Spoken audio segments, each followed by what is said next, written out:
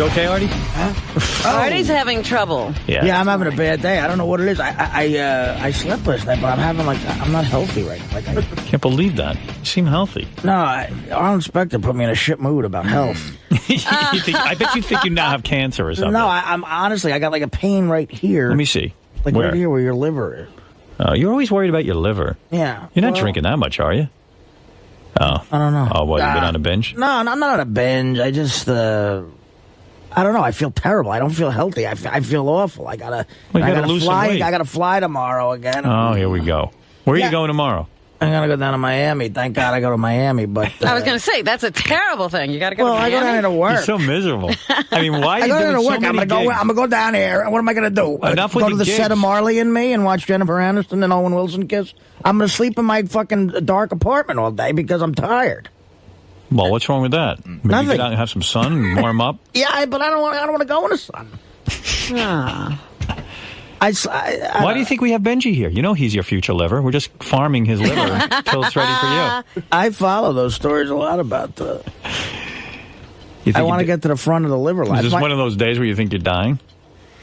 I don't feel good, and it's probably because I overate. He was eating I was going out of style this morning. I overate today, Rob. What'd you think of that new sandwich we ordered from Pump?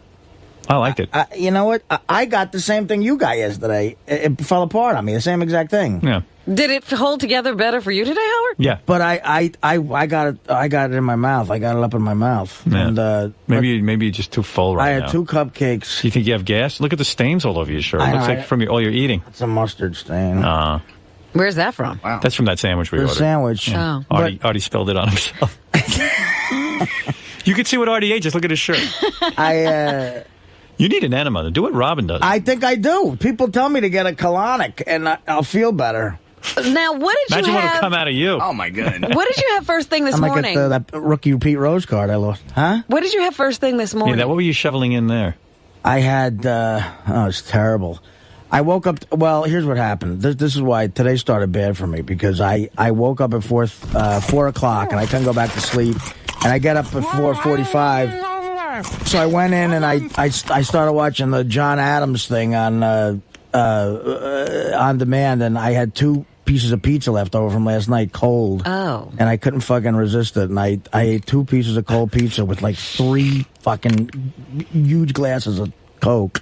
That's before you got here. That's in 45 minutes? Yeah. That's the warm-up. Yeah. Oh, that's not too bad. And then I went 3 Cokes. And then solid carb. So in the shower, I felt like shit, like... and then I got here, and it's Cupcake Wednesday, and I've been good most of the Cupcake Wednesday. Good. But I was. And then I sat down, and I had a Hawaiian Punch and my bagel.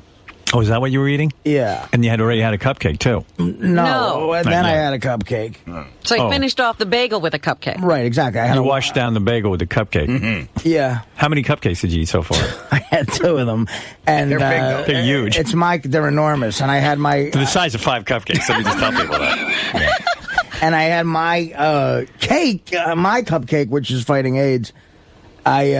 I had it's I don't know, it's too much. I got to rethink it, because on top of all the icing on top of it, there's like chocolate buttercream filling in it, and I get too rich. It is a little, and I get to that, and I was licking that, and so that's 3. That's the third cupcake. I don't see that on your shirt. Throughout our inspector's interview, I looked over during our inspector, and Artie had the paper, the sports page open, and there was such eating going on, such tremendous food going in. So then I had a coffee, and then I had a Pepsi, another Pepsi with the turkey sandwich. So tell me if I have this right. In the last 5.5 hours, since I've, my computation tells me you had 2 slices of pizza, 3 Cokes, a Hawaiian Punch, a bagel, 3 giant cupcakes, a Pepsi. 2 cupcakes. All right, 2 giant cupcakes, a Pepsi.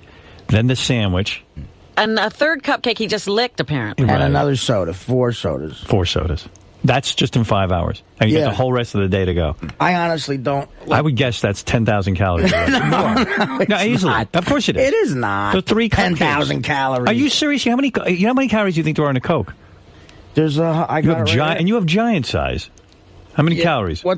Physically, my body's rejecting something right now, because you're sweating profusely. It's about time. I know. Yeah. I don't know. I don't feel good. You want to go lay down? Go ahead.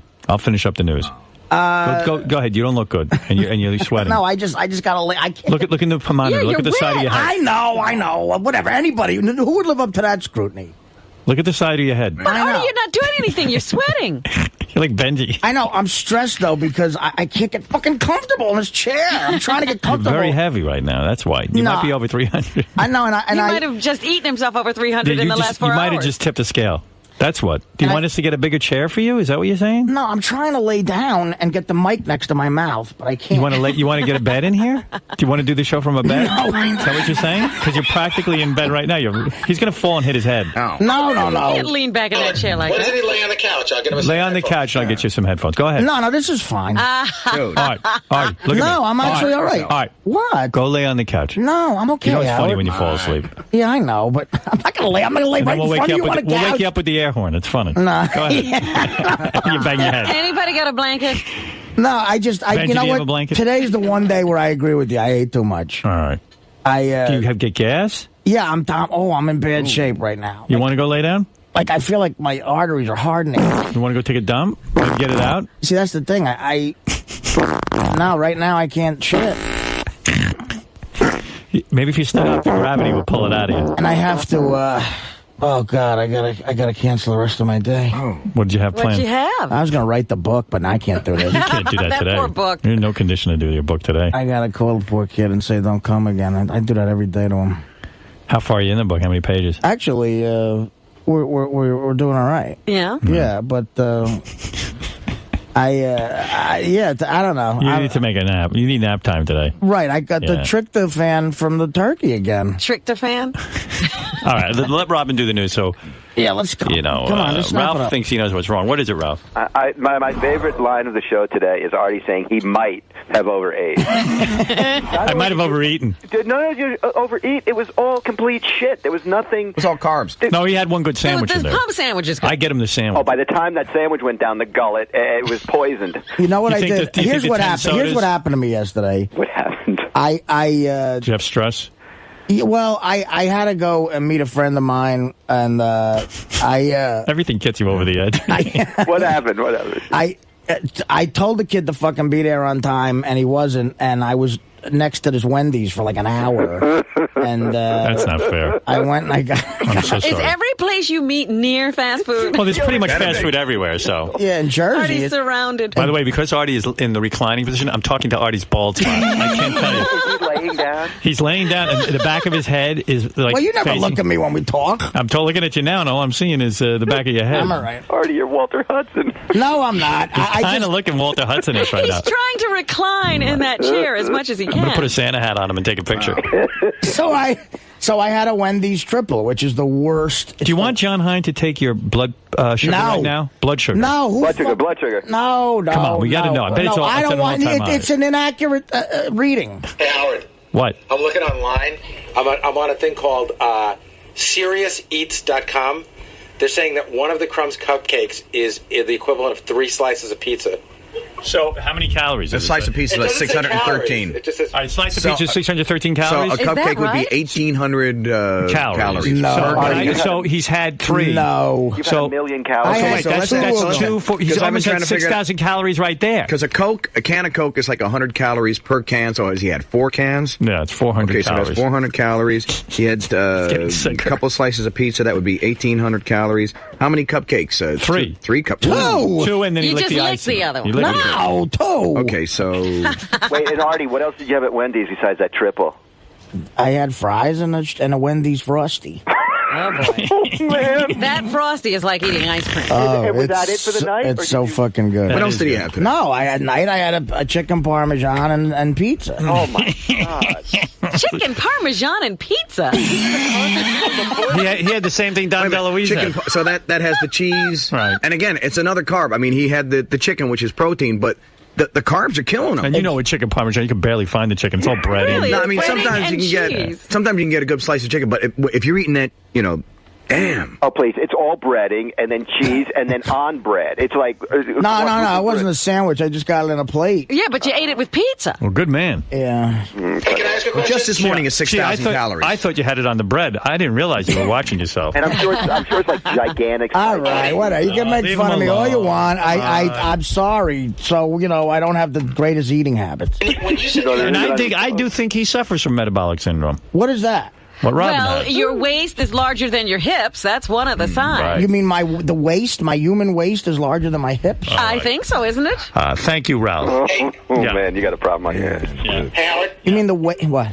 So, Artie, when you said you had 2 slices of pizza left over, does that mean you ordered a whole pie and ate 6 last night? No, I got 4 last night with the chicken parm. Was that a full they pie brought or over, just by no, the they slice? brought over 4 slices. Right, half. And he ate 2. two He with ate 2. sausage. Why don't you just get a whole pie at this point? The sausage pizza at this Uptown Pizza. In Oh, Hoboken. sausage pizza. You got to add more calories. Oh, I my thought it God, was a you cheese had sausage pizza. on that, too? Well, you can't have just plain. It's dinner time. It's, Well, he's eating it with chicken I parm, thought he was though. going with the chicken parm. And that Do you would eat the carry pizza it. first, or do you eat it with the chicken parm? No, I have the chicken. I eat the chicken parm first, and then I eat half of the slice of pizza, and then I use the pizza slice to dunk like bread Into the Parmesan sauce? into the gravy. Yeah. Yeah. So you dunk the pizza into the gravy? It's not enough? The flavor isn't enough? Oh, it's so because sometimes you get little pieces of the chicken, Sometimes the chicken gets mashed in with the sausage on the pizza? and you have no idea. I look. My place looks like a hermit now. 'Cause I'm since like I'm just living alone. Basically, I moved into my kitchen. All the office. Put your stuff. bed in the kitchen. Right next to the fridge. All my office stuff is Smart. in my kitchen, so I can watch the plasma TV. Could Howard TV get Yankee games in You got HD. that house you just bought. Aren't you going to want to be in a swimsuit this summer and enjoy the water? And Yeah, no, I am. yeah. swimsuit? So you're going to want to slim down in the next couple of months. I have to. Yeah.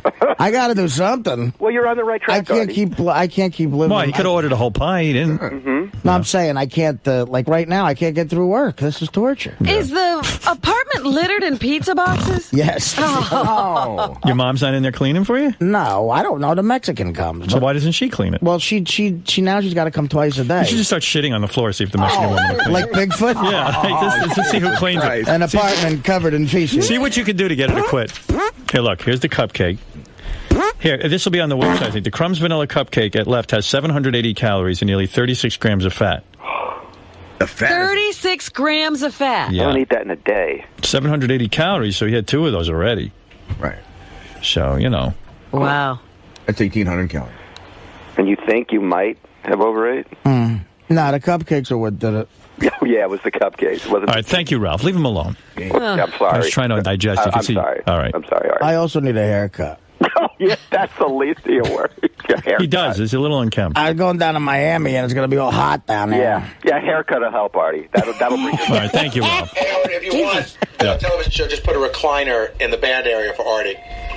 Yeah, Artie, go lay down over there. Look what they set up for you over there. Come on, let me help you out. Yeah, I was looking Look at him in that chair. It almost looks like he's All right, in look bed at that. now. You're going to go nuts over there. Look what they just set up for you. That's way more comfortable. Look at that recliner. Did you look? Oh, Artie, that's comfortable. Although, don't move to the left or to the right. Yeah, and don't fall off. I can't look that far. You want Come to here. disturb his position? Jason, can you get wheel up him out of over? that chair and get Artie into the recliner. Oh my God! Go ahead. You're going to be in heaven. This is nice what they did for you. Don't say the show doesn't love you. Get over there and lay down and Go to sleep. go make night-night. And you know what? I promise, no air horn. No. Look at that recliner, Robin. Is that beautiful? I see it over there. It looks really comfortable. Is that going to be comfortable enough for him, though? Because Yeah, he'll like might it. not be long enough. Go see if you like it. Sure. Oh, get out of here. Look Try at that. it That's out. ergonomic. Ergonomically made. What's the matter with you? But this is like yoga shit or something. Oh. I'll never get out of this. It's going to be like a turtle. No good? All right. Wait a minute. He's going to try it, though. Is it safe? It's not going to fall. He might. He's got to slide down into it. Oh man! How is it? Oh wait! Oh I shit! told you you'd like it. It looks like an undersized child seat. He's Oh, in that's- it. that's He's not in- How good. does that feel? Actually, that feels fucking I fantastic. told you you'd like it. All right, close your eyes. See, you couldn't get No, I'll comfortable still do before. it. Give me All right, give him a microphone and then. He doesn't have headphones. He won't hear a thing. I could think of jokes better this way. There's some headphones for you and relax. Is that helping your digestion? Yeah, give me a headset, so I can make fun of some people in the news. Yeah, how's that? How do you feel? You better? Shit. Oh, God, that mustard stain is high up. Oh. Hope you didn't have any meetings today. All right. Give Robin, him a nice pillow. Set him up. I don't want He's to. comfortable now. Put it up here. Give him a nice big pillow. Does he need any oxygen? It's going to roll off. Hey, vey. Artie, what's going to be? That's going to roll off. He's going to fall. You want Will to rub your feet? No. No? I'm going to feel like I'm in a tickle chair. All right, thanks, guys. Go ahead. Dude. Either you're going to be a backrest or not. That's not going to stay. No. All right, Will, hold his pillow for me. You need a pillow. That's not going to do it. Get a regular pillow. Get that yellow pillow over there. Will, hurry up and get him a pillow. Does anything smell like Brianna Frost? Oh. If I could put that Brianna Frost on top of you right now, forget about it. You kidding me? Fuck that. Yeah. All right, I'm ready. I can now? do the news like that. Oh, right. wow, this is so much better. Keep that pillow on there. Yeah, lift up a little bit, Artie. There you go. Ooh, Artie almost did a sit-up. Give him a Santa hat. Oh, come on. You need a sleeping hat. Now you're just making fun of me. me. That's a sleeping hat. That's for when you go to sleep. All right. You know how the Three Stooges wore a hat when they slept? They had like those big hats. Those pointy things. All right, you all right now, pal? Yeah, I actually, this is fantastic. All right. All right. Go ahead, Robin. What's This in the is news? Artie's new work area. Yeah, let's do it. All right. If you fall asleep, go ahead. No, I don't want here. you dropping dead on me. No, thanks, man. Oh, man. Oh, he's Here's got your a blanket. You need a cupcake. I'll tell you, radio is great. He's got a big blanket on him. The light's too bright for you over there, Artie? Honestly, I've never been this comfortable at work. So I told you that. Sure, that couch is good. Yeah, look good. We don't have an eye mask, do we? Maybe.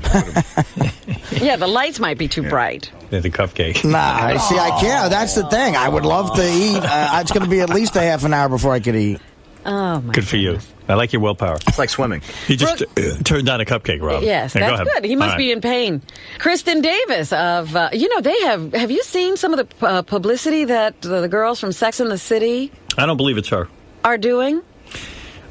There's a thing on the internet they were saying. Have you seen them? No. They have dolled them up because I've seen them in the years between Sex and the City and now, and they weren't looking all that great. But the other day they had Cynthia Nixon, who I suppose was the least hot of the group. Yeah. She looked fantastic. Which one's she? She was the redhead.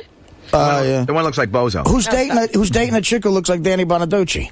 Yeah. Oh, my goodness. Well, anyway, Kristen Davis, there's now reports that she was in a sex tape that she made several years ago, but she is denying that those pictures that you see and video that you see on the internet is her. Yeah, I saw the pictures of her, and it was claiming it was her. I didn't think it was her, but it is a girl who looks like her, licking some dude's penis, licking it real good. And I know it's not her. She looks way too uptight to be doing that. But I'm not out of line. The redhead admits in her real life she's gay, and she's right. And she's, you know what her girlfriend looks like? I'll tell you, her girlfriend looks like Rusty Staub. Oh. Well, is that really dating a girl? Isn't that a good look? I'm saying, why not just get a dude if you're going to date Rusty Staub?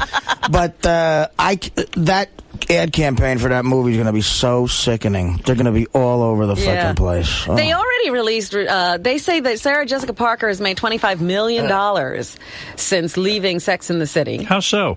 Because she has a ton of endorsements. She does a hair care thing. She has her own fashion line. She sells She's also perfume. the producer of that thing. Yeah, but this is just, the money she's made since the TV show ended. Wow. They say that Kim Cattrall is next in line, having made $10 million since the show ended. And then the other two, Cynthia Nixon and Kristen Davis, they get about I don't know, made $3 or $4 million since the whole thing ended. Wow. So it was a cash bonanza for all of them, but especially so for Sarah Jessica Parker. Well, that show has sold more DVDs than any show. It blows shows away, and I'm sure she has a piece of that. It sold 400 million DVDs or something. I mean, that sells more than The Sopranos? Yeah. Really? I saw a list, and it's in first place by a ton. Wow. More than the Seinfeld series and all that, huh? That's what it said. Wow. Did you see the pictures of Charlie Rose? He was, I guess, on his Channel 13 or public television show, and he had a big black eye. And a bandage over his eye. And they say that it was not a brawl, that he... A brawl. If he got a brawl, he'd be dead. It's an old guy. He's an old skinny man, Charlie Rose. He says that he fell. Of course. His hip gave out. Who do you get into a fight with, Larry King? Yeah. No, Mike Wallace beat him up. Thank you. Morley Safer. He took a fall at 59th Street and 5th Avenue at around noon on Saturday when he accidentally stepped into a pothole. Right. He'd love the headline that this was from a brawl, but it was actually a fall. And he said he never considered taking time off from the show, so he just shows up just like that. All right. What else you got there, Robin? Anything? Uh-oh. Barack, oh, God, what happened? Artie's asleep. I don't believe it for a second. He's faking over there. No, he's not. You think, no? That's awful loud. Jeez. I told you he'd be out if we put him in that chair.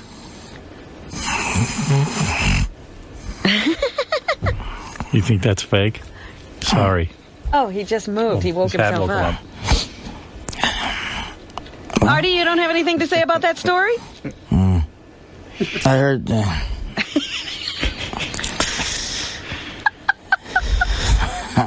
Sorry, man. What woke you up, the hat? I'm sorry, what are we doing? Oh, God, this is too comfortable, yeah. It's 2 p.m., man. Time to go home. Oh, feels like it. Did you see that Simon Cowell was on the Oprah Winfrey Show? I got to pack later. Oh, geez. He's got to travel. He'll never make it. When are you going to the airport? Go back to sleep.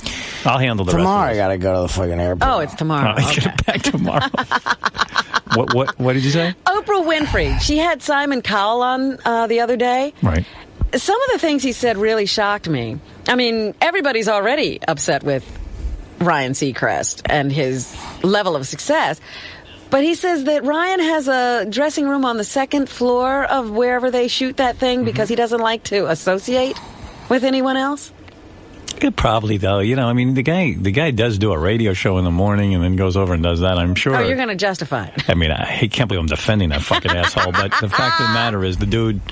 You know, I mean, at some point he's got to have some. He's got to shut his yap and sit there and relax. He's always got to look like. He's got to look good. Yeah. Yeah. That's amazing that he's, you know, like, yeah, he doesn't like to be bothered. He stays to himself. Right. And Simon says the contention between the panelists is real. He doesn't have time to make up fights with those people. So when you see them scrapping on the show, it is absolutely genuine, according to Simon Cowell. Meanwhile, he's showing his softer side while known for his abrasive comments on the reality show. He just donated. What happened? There's a whole thing going on. I closed my eyes for a second and I caught Howard looking at me. I was staring at him and he caught me. How can you not look? There's a giant man laying on a chair out in my studio with a Santa hat. I bid $57,000 to fall asleep in the studio. What charity was that? You better give it to mine. All right, go let him sleep. Let's Go ahead. see. He just donated over $160,000 to a family of a cancer-stricken 3-year-old. Who? Simon Cowell. Oh. He heard about the family's problems and stepped in to help as part of Oprah's Big Give program. Oh. So Simon being a part of that. They had some financial problems which were relatively easy for me to sort out. So now he's going to be deluged, I'm sure, with requests from other people who have financial problems. I never knew that doing good could feel so good, according to Simon Cowell. Yeah, go ahead, Mark. Howard, Artie might have to call Richard Simmons and change his name to Artie Hebronco. Do you think he had enough calories today to feed that whole cockamamie country that Robin's trying to help?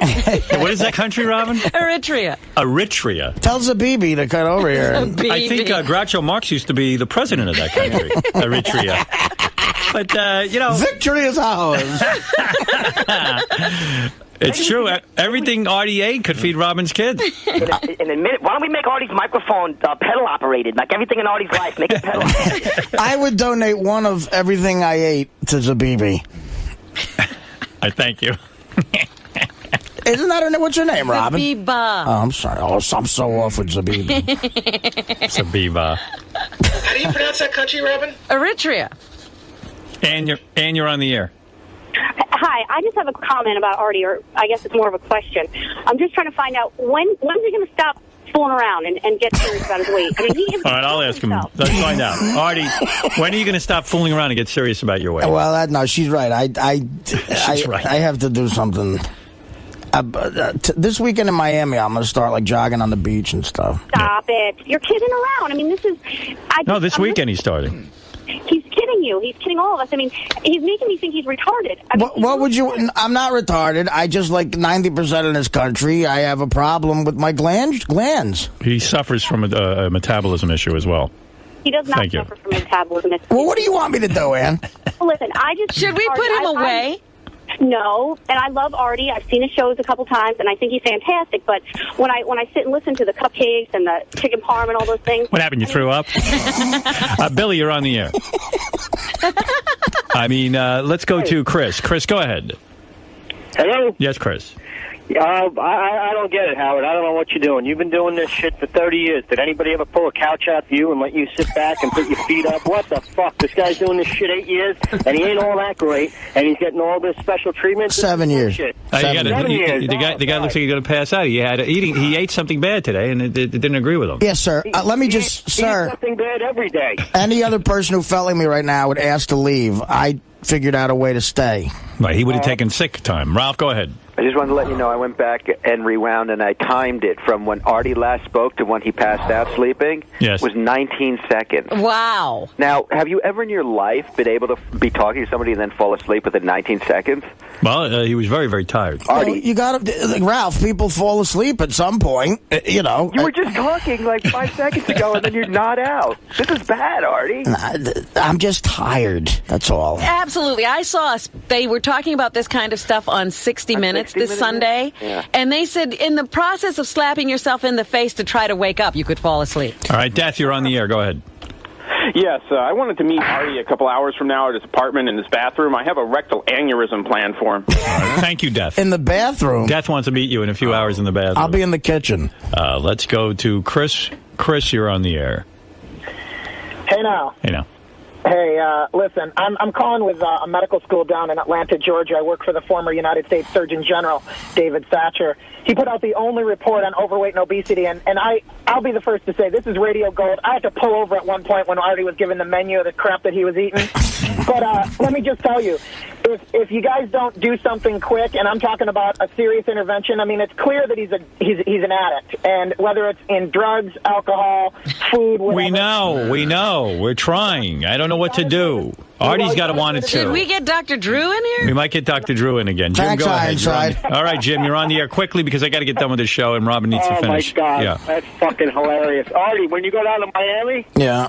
is he awake? Howard? Yeah, he's awake. I'd say, yeah, Miami, yeah. Yeah, when you go down to Miami, you better stay the fuck off the beach because they're going to keep pushing you back in the water. Oh, Jesus. You know, Howard, you got to get him a sleep member bed in there, and fucking that'd be hysterical. All right. On TV. Let's is he go. implying that I'm a whale? Yeah, that was the intention that people would see on the beach, mistake you for a whale, and push you back in the water. Motherfucker. Robin. I'd prefer a manatee. Artie, go to sleep and let me finish the news. Go ahead. All right, I'm here. I thought Artie might want to comment. Contributing. I'm commenting. On Barack Obama's speech yesterday. It was the most retarded speech I'd ever heard. Really? You didn't like the speech? It was a brilliant speech. No, it is. How can you sit there and say it's when he goes, I can't disown of course you can't disown your grandmother, but the fact of the matter is he chose a reverend for his family and for the church. 20 years he went there, and don't forget, at first he said he never heard him say this. You are taking this out of context. You obviously did not hear the speech. I did too. I was right in front of my television. What did he say?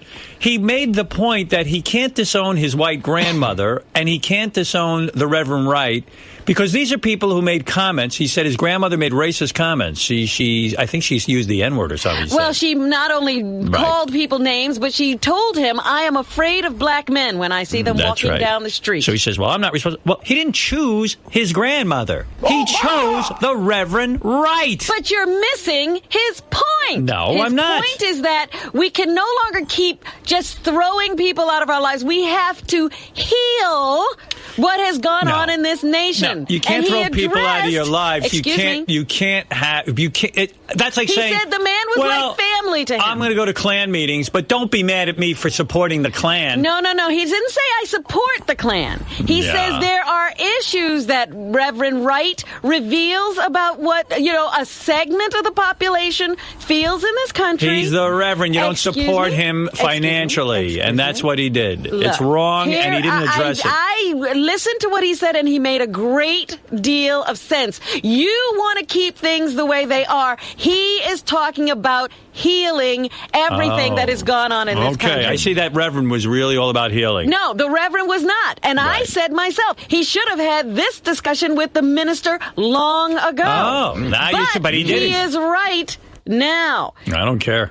You don't care, but it's don't. true. And there are issues. This isn't about Reverend Wright. This is about Barack Obama choosing. He says he's a wise man and will choose. He's a man of great decision making. That was a brilliant speech, and he's right on. it's not. And we can continue to ignore race in this country and just hope black people get over it. That's not the discussion. That is the discussion in the larger sense. He chose a church with a racist to be his spiritual leader. Okay, you don't want to talk about what the country needs to do. No, you want that's to talk a separate about Barack issue. Obama That's needs for to do. him and Hillary Clinton and John McCain to debate. This is an issue of he chose to support a man for 20 years and have a close relationship with a guy who is an out. That's like if I hung out with if I went to a church led by a Ku Klux Klansman and said to you, all right. Artie's sleeping. We're arguing. He's sleeping. Whatever. I feel like when let's go. I got to get out of here the anyway. thing that hit me about this, I know you people sit around all the time. What do you mean, you people? Who's you people? Rooms, the Jews and Italians? No, Who's you everybody. people? I want to know. Everybody but me. Yeah, go ahead. You Because people. I've seen this. I've what do seen I do? it. Let me hear what I do. You sit around and you listen to people in your company make inappropriate statements and you say nothing. It's not true. Absolutely true. Absolutely not true. Well, When do that's you say true with me. And by the way, if I hire someone... Not hire. I'm talking about sitting around in a cocktail situation. But this is not that. This is I'm choosing. There's asking lots of churches he could choose. He made a choice. He made the mistake. No. Lots of he you knew for do. 20 years, You and then he also never lied. Say He a lied. word. He lied. You never He lied. say a word. You know it's wrong. You don't feel that way. In politeness, you keep your mouth shut. Bullshit. Yeah, but it's If also I the went to judgment issue. If He I was going went to into a church, politics. that's right. If I went to a church where a guy was spewing this shit, I could not be a member. Get out of here with this argument. You sit in a cocktail. You don't go to church. No. You go to parties. No, come on. What are you talking about? You go to a party. You don't choose who's at the party necessarily, but you go to a sit church. there while people say inappropriate things. No, I don't. And make, I've said lots of things to ridiculous people jokes that are inappropriate. Right. You come in here and you say it. You don't say it to them. You don't know anything about me, then. You tell me this stuff. You come in here and you say, I didn't say anything there, but this guy. A man when running you're in for a room, office these statements are made. He supported a guy for 20 years, chose this guy over all others to be his spiritual leader. It was still a great speech. I'm not talking about whether you vote for him. It was a great speech. He's a great speech maker. I'm talking about what's bullshit and what isn't. I don't care how well you speak. What are you speaking about is what I'm interested in. And he was speaking about something that's very important and hopefully will open up a dialogue in this country so we can get past But it racial didn't issues. answer the question. He supports a racist. And that's it. So do you. No, I don't. You have Daniel Carver on here all the time. I don't support him. That's not supporting him so he can get his name out there and sell his product? It's wrong. You say it's wrong, but he's still getting support. I'm a talk show host who deals with controversial topics. I'm not running for president. And I don't go to Temple where Daniel Carver's my rabbi. You don't go to Temple. I don't go anywhere where Daniel Carver's my rabbi. Splitting hairs. Yeah, okay.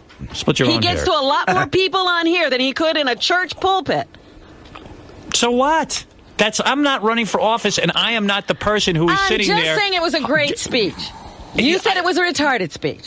It was great from a public speaking standpoint. He got up and speaks very, very well. I'm not talking about how he spoke. It was a great speech. No, if you really it didn't answer the question. It was an incredible speech. Well, whatever. All right. Then vote for the guy. I didn't say I had to vote for him because of it. I'm simply saying that he said something that needed to be said. Good. I'm glad you got the message. Well, it's a shame that it was lost on you. Well, whatever. It was. It really was. We woke up. Whatever. Artie. I feel like when I used to be upstairs in my bedroom listening to my parents fight. Well, Howard, if you could only see the TV shows doing like a split screen of Robin, you, and Artie, and when you two are arguing, Artie's eyelashes just start fluttering in and out of consciousness. He's in big trouble. I agree with points that both of you are making. I want to just finish the news. You go to sleep and let Robin talk. All right. The other thing, can we have some politicians? Go ahead, please, Rob. Can we get some politicians who aren't sleeping around? It's getting ridiculous now. Our new governor had to come out and address his philandering ways with the public yesterday. I tell you, it's depressing.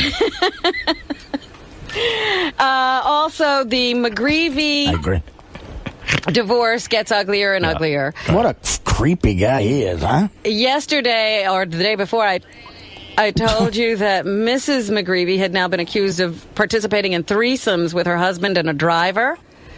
And she is now denying it, but there has been corroboration from certain hotels, like down in Atlantic City. They said, yes, they would get a hotel room, and they didn't get a separate hotel room for the driver. Right. He stayed in the room with them. That's right. But she is denying that any sex went on. But the judge in the case is now saying, would you two please pipe down? You have a kid.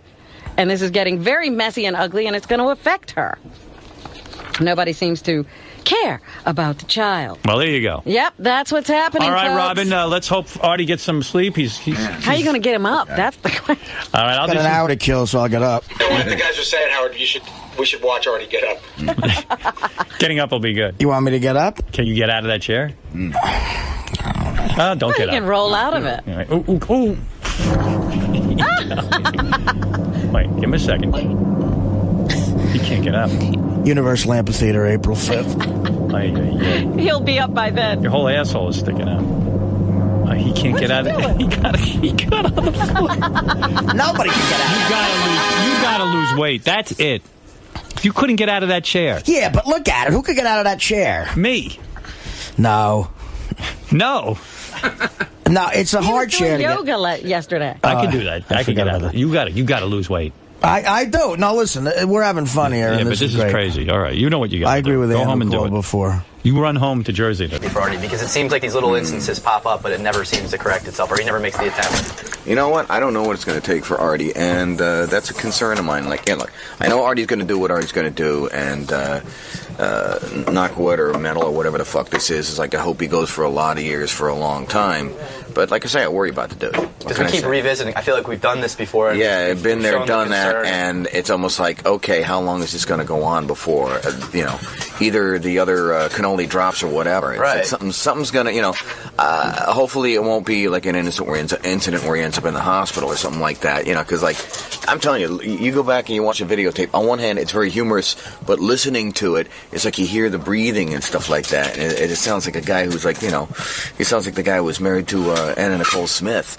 Right. It was like fucking 80 years old. It's like he's a young dude, It's like, And he's got a lot of athletic talent. That's got a lot of athletic ability, but unfortunately, I think that's what happens with a lot of guys who were athletes or are athletes. It's like, the minute they stop, doing the athletic shit, it's like a lot of the muscle. It's like, the muscle is going like, oh, I don't give a fuck, what you do. It's like, feed me. Right. So, if there's no activity to go along with that, there you go. Well, it seems like he can't get started. What do you think would be the best way? Because I know you box. Yeah. Well, you know what? You got to do. do? You got to do something that you like, and you also had to have a reason to motivate you. For me, this is turning into a fucking. It's like let's ship this off to Dr. Phil or something like that, because this is way too fucking serious for this shit. But the one thing that made me want to get in better shape and be in better shape is I have a daughter, and I'm not suggesting I already go out and impregnate a woman and have a child, although that is a pretty compelling reason to stay in shape, to be healthy, to eat healthy, because two reasons. Number one, you want to be around to see your kid grow up, and number two, it's like you set an example for people in your family by eating right, living right, exercising, etc., etc. My daughter always knows that I go to the gym, and it's like she appears to be on the right track when it comes to eating, right. And hopefully it'll stay that way. So he just needs to take that first step and just get going and get some momentum in it. Yeah, well, ask Benji about taking the first step. It's like it seems easy. But like once you go down, it's like once you get to that point of like where it's like you feel like you've got to lift 1,000 pounds of inert fucking material. That's tough. It's just the thought of it's almost too overwhelming. Big time. And I think that's what it's easier to reach for a fucking cupcake than it is to go to the Stairmaster. Right. Artie. See you later, guys. See you later. Bye. No pun intended. Is this your wake up call? Is it time to? Yes. To really? No, it is. There's been several wake up calls. But I mean, you're really. I mean, this was like. You even admitted that you just don't feel well. You physically feel terrible. I do. That's awful. I can't get my work done. I have a lot of work to do. With the homeless. Hey, Steve. Thanks. So, you've mentioned before that the best way for you to get back in shape is to actually play a sport because you like playing sports. I do, yeah, and I'm damn good at them. HTV, they got to cover this. I have been invited to speak at the Connecticut School of Broadcasting. You're kidding. Well, you're an alumni. What are you, the graduation speaker? Well, I don't know what the hell's going to go on, but it's only a 2-month course. But are you going to do it? Oh, yeah, because I said to Doug, would you be into that? He's like, yeah, so for Howard TV, it'd be funny. That's great. You know, I went in June of '87. It's 20 years. Yeah. So I graduated in June of '87. So I'm going to get the details and I'll go. You're probably their most successful alumni. I mean, think about it. Who else is there? I'd been on the show for... Who knew a court-ordered visit Absolutely. to the Connecticut School of Broadcasting would turn out their most successful alumni? He enrolled to stay out of jail. Yeah, I mean, the only way this guy got out of jail was to go to Connecticut School of Broadcasting. This is, and again, this story is obviously a compliment to you and Robin and Fred and everybody, but this guy, I had been on your show for about 6 months, and I went to do a set of stand-up at this comedy club down the shore, and a kid who I was in my class was just at this point in his life trying to get into stand-up. He came up, he introduced himself to me, and I said, yeah, I sort of remember you, man. He goes, dude, you're on the Howard Stern show. And I go, yeah, I know. He goes, you remember we were in a radio class together. You're on the Howard Stern show. And I go, yeah. He's like saying it that slowly, and he goes, is there a statue of you outside the what goes on at the Connecticut School of Broadcasting? Like, did you have to like are there classes where you sit down and you're a DJ? Yeah. Well, you know, okay, first of all, the stories about that are so great. That was March. I went March of '87 to June of '87 was when I went. I went up in March to June. Yeah, I like it.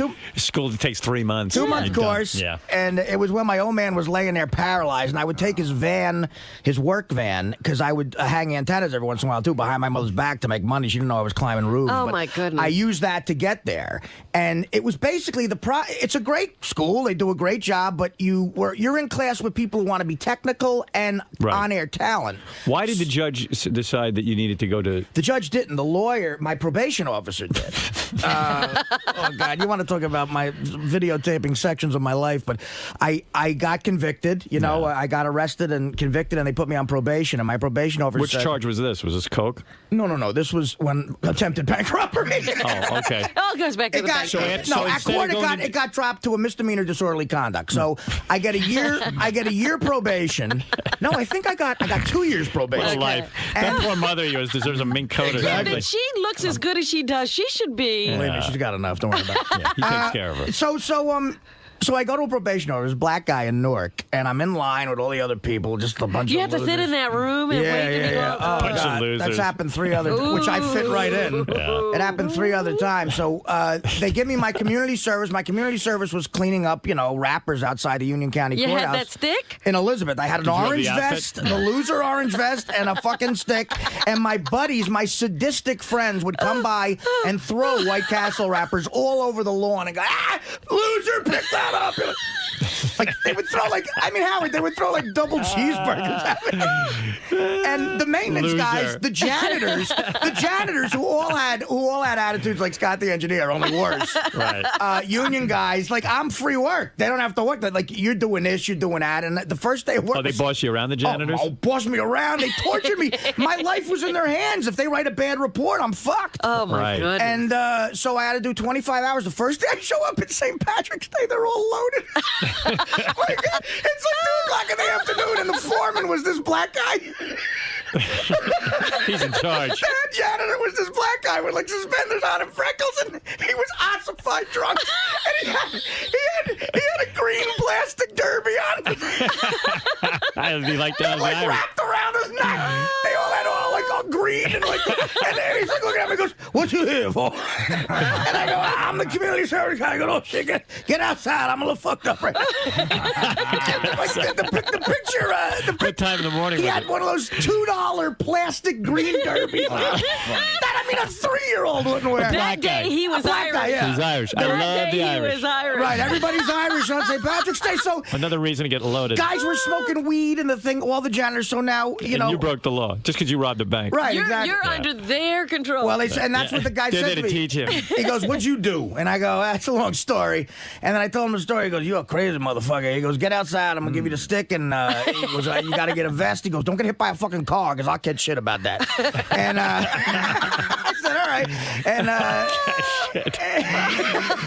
so I go, "All right." And I go outside with these 3 other guys who were literally his only instructions were, "Don't get hit by a car." Yeah. That's a good job. He said, "Don't get it." I'll never forget it. go, don't get hit by a car because I'll kid shit about that. Nice guy. And there was another guy with a speech impediment who would go out and get the breakfast. No. And I'll never forget, there's another black guy, and he mispronounced my name, and he would yell out in the morning. He was trying to say Artie breakfast, but what he would say was, and this haunted me for years, he would always go, Artie breakfast.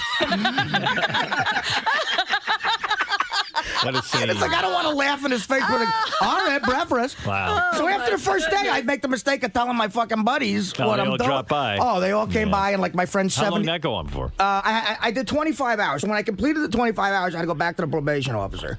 And I go in there, and he goes, you're going to have to get in front of the judge again. And, but you need to, he goes, dude, you have nothing in your life. You don't have a job right now. I was getting paid under the table, and my father's business, I was doing that secretly. And he's like, you have no job, you have no college credit, you're not in college. A judge is going to really get pissed. He might give you another year. So you got to get an activity.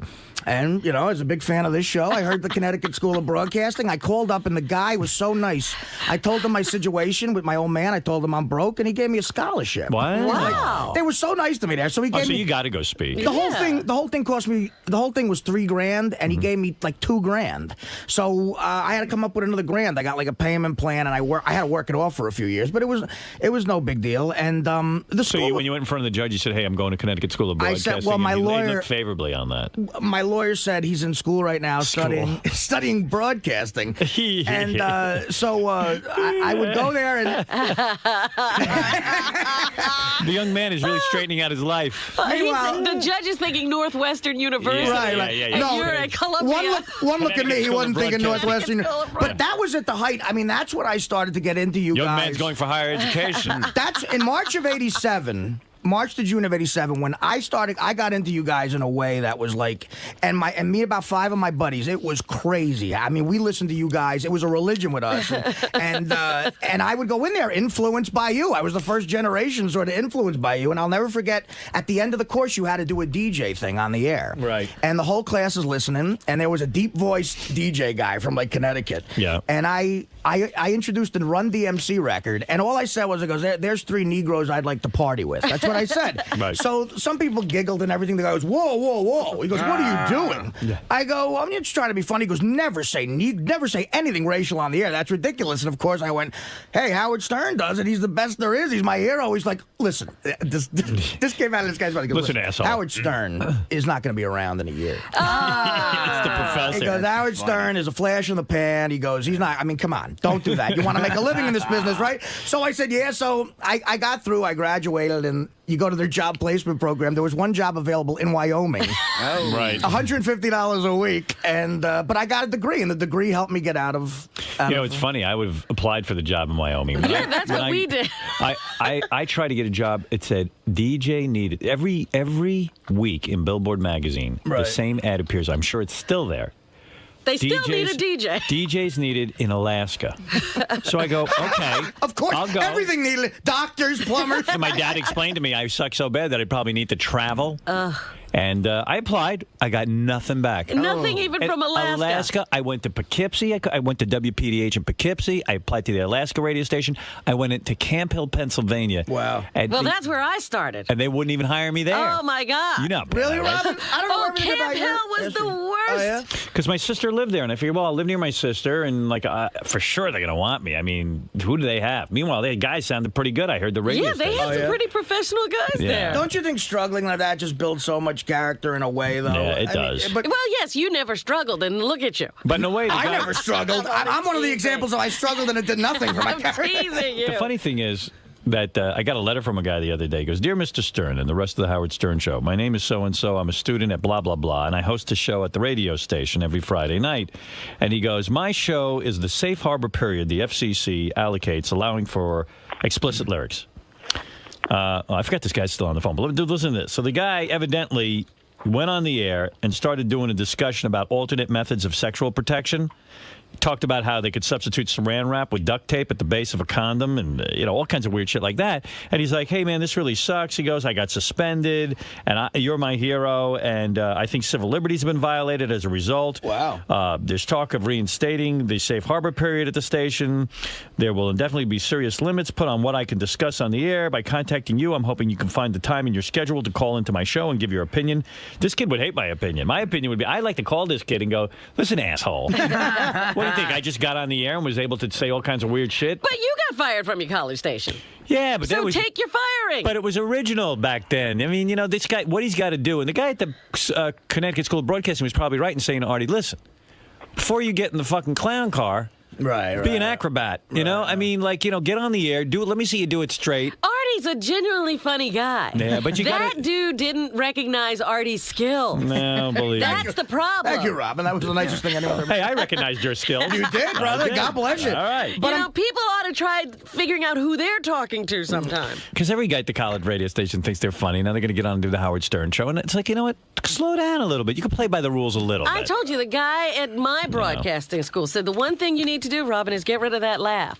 Oh, really? Yeah, right. Okay. Well, he's right. It's a little much. The most recognizable laugh in the history of broadcasting. Let me tell you, a lot of people have said that. But yeah, so you think that would be interesting if the Howard TV films that? That would be funny, definitely. right? Yeah. What are you going to do? What are you going to say to these kids? I got to figure it out. I don't know. I also found out I'm going into my high school Hall of Fame. Me and Ray Liotta. Whoa! Wait a second. What are you going to do? It's so like are you the commencement speaker at the Connecticut School of Broadcasting? I have no. I mean, I graduated. There wasn't a formal graduation. Yeah. I might just go and talk to a class. But anything's funny. Me trying to give people advice. I wonder what you're going to say to them. I mean, the route I took is just sheer luck. It's like a fucking Lange, angel was on my shoulder guiding me. Artie Lange, here are your students. Right, exactly. Ralph. Hey now. I am curious to hear right from Ralph's mouth, though, the official reaction to Howard's announcement. What, were you sleeping through it yesterday? He doesn't know you called in. He was asleep. Oh, my God. No, Artie slept through it. What, did I sleep through it? Did Ralph call in? Yes. It was later in the day. Are you kidding me? I'm not kidding. It was I after swear. 8:30 when you're sleeping. I swear to God, I don't remember. You had Ralph just finished calling. 2 cupcakes and your sugar high You was were taking crashing. a little nap. I gotta stay away from those cupcakes. Artie, what are you doing, man? What am I doing? I'm doing obese living. No, but you're sleeping during the show. I mean, like this, it's. Yeah, but it's okay. Then it gives me a chance to kind of jump in, and then It's so Artie wakes funny. up, and it's kind of a nice dynamic. You don't mind, Howard? What? No. Wait till you see Artie climbing off that little couch. Yeah, I mean, you talk about Howard TV. This guy earns his living. He's laying on a couch while we're in commercial break, and our commercial breaks are 3 minutes. That at the is most. funny footage. Ooh. Then I wake him up to come back in, and he can't get up off the couch. Is he like a giant bear, turning over? Yeah, well, his Exactly. belly, too, like he was in the sit-up position. Hey-oh, yes. What is this? It's you? Oh, it's me, okay. Right. Artie's asleep on the couch. He was sleeping in here. Didn't you hear him snoring again while we were talking to Bubba? We were just talking to him. We're like, what does he do the rest of the day that he's so tired? I mean... Look, there he goes. He can't even get out of the bed. Get on that thing. Let him just sleep. For once, I didn't do it. Look at this. He was dead out. Sorry, Art. He's like a pregnant woman trying to get off that couch. Artie. What is going on with you, man? Art. I'm just so excited for you. Artie, what's going on with you? Nothing. What are you doing the rest of the day? You're so tired. It's like a bear You don't do hibernating. anything. What is it, Doug? There's a bed set up if he wants to take a nap. You want in to the sleep studio. near the microphone? What's going on with you, man? You're so tired.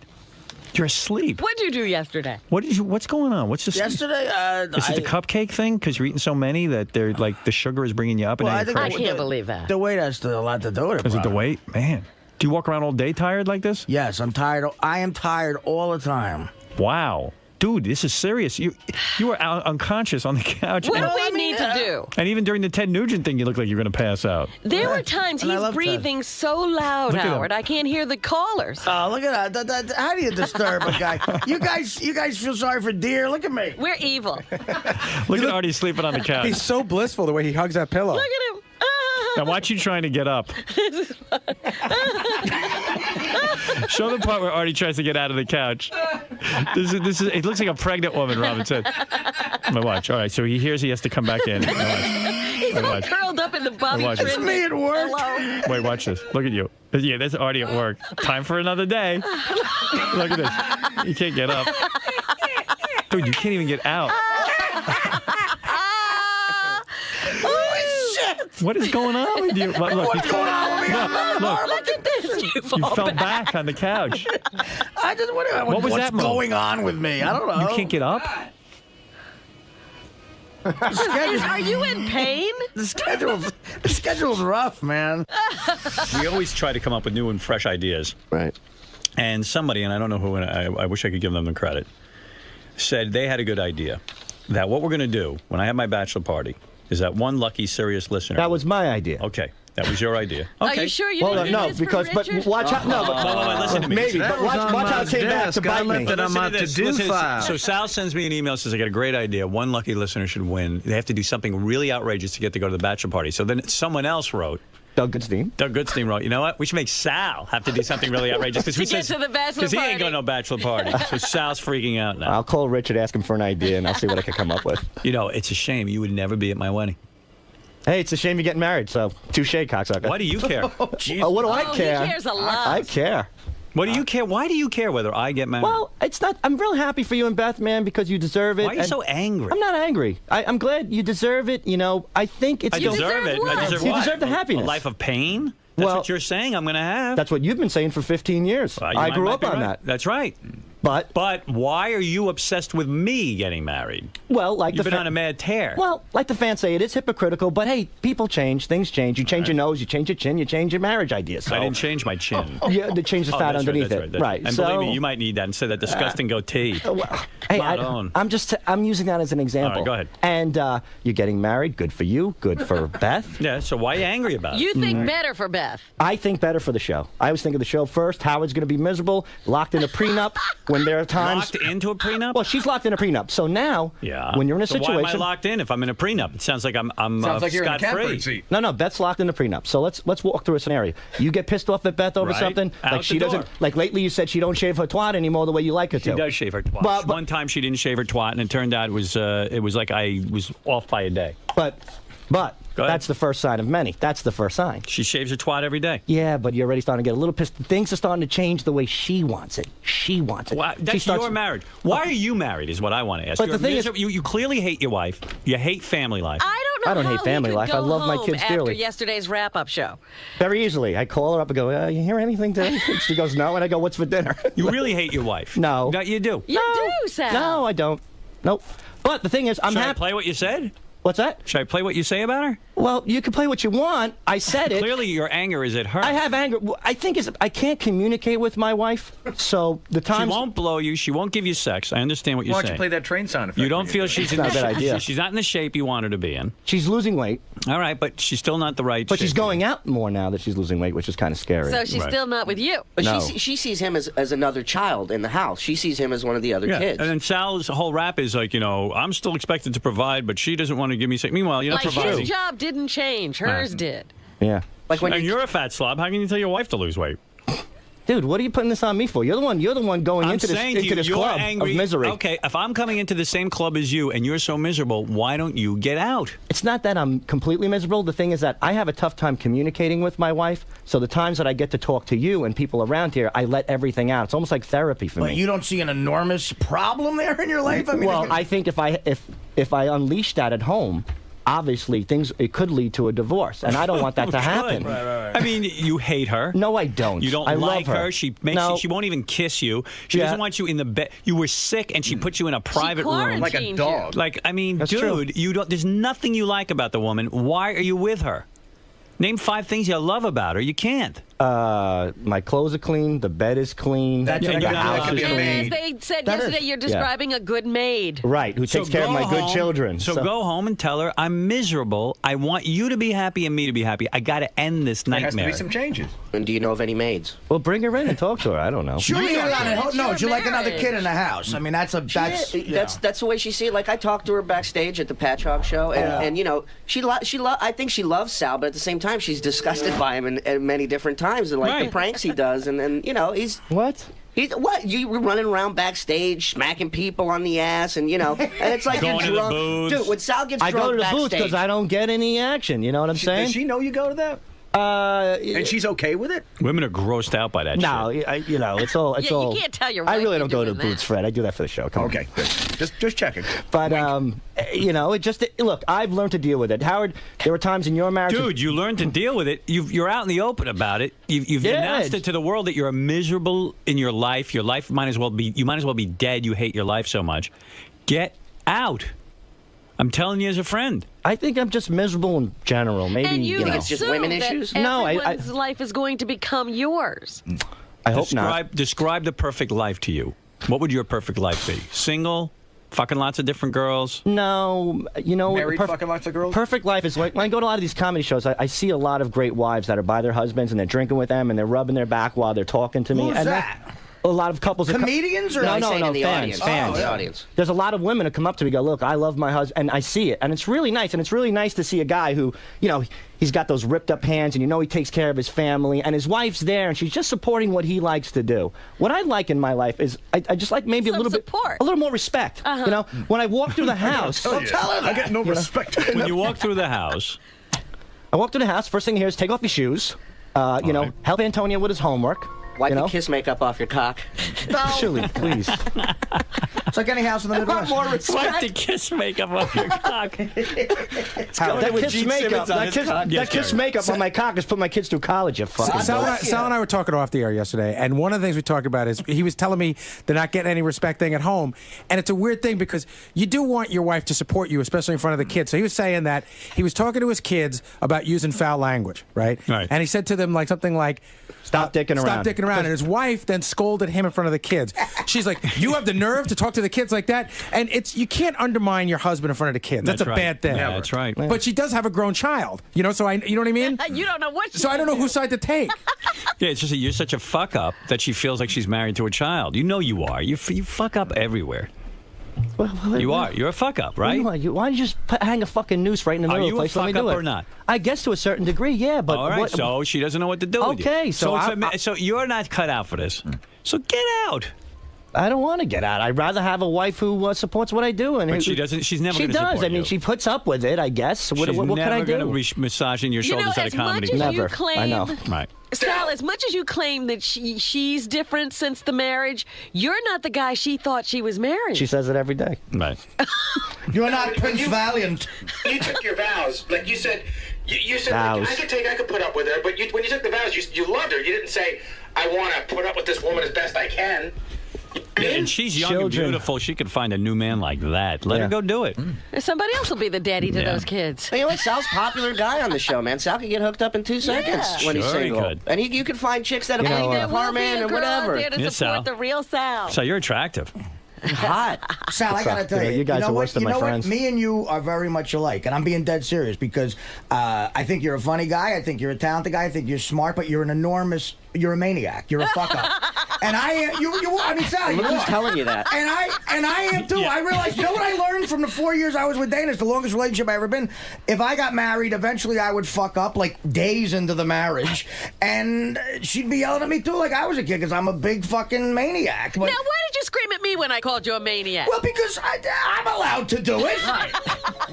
I don't like know. the You know N-word. what? I don't need another broad calling me a maniac, Robin. Only This is the maniacs can say M-word, maniacs maniac. to But each I'm other. saying, do you All right, understand what I'm look. saying? All right, Sal. But you look. have kids, and that's a hard thing. He's got beautiful what? kids. You can't get divorced for a while. Give it a week or something. Better to be divorced than to be at home sitting there miserable. I mean, he's just miserable. Is any of this? How much of this is shtick? How miserable? Are Zero.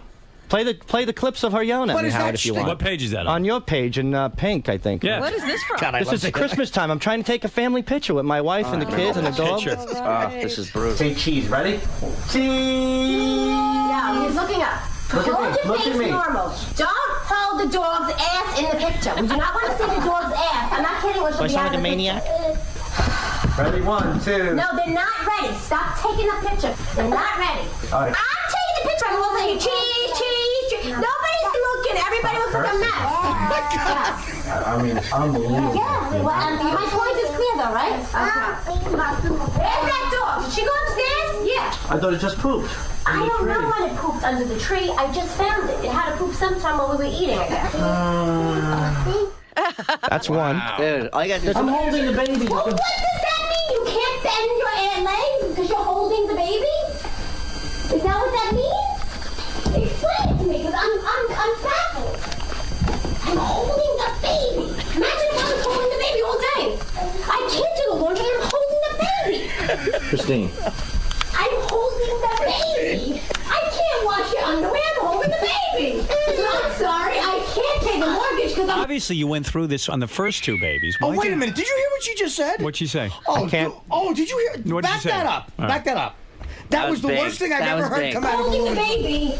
Baby. I'm holding the baby. I can't wash your underwear. I'm holding the baby. So I'm sorry. I can't pay the mortgage because I'm holding the baby. No lights. I'm holding the baby. Can't pay the local bill. That's well, I'll tell you what I can't pay the mortgage. I'm holding. You know what I couldn't do?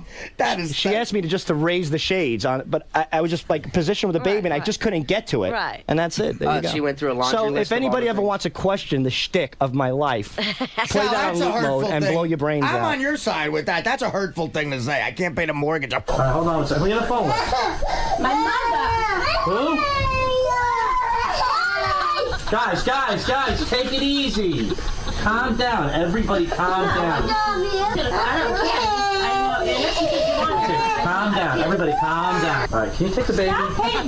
Oh, man. All right, now you shouldn't have heard that. Oh, Howard. my You God. shouldn't have. So you asked me why you shouldn't get married. There you go. I don't know, man. I don't know how you guys can come to the decision to have a third kid when you can't agree She on wanted a anything girl. else. I said, okay. We had two boys. She wanted a girl, and we had a boy.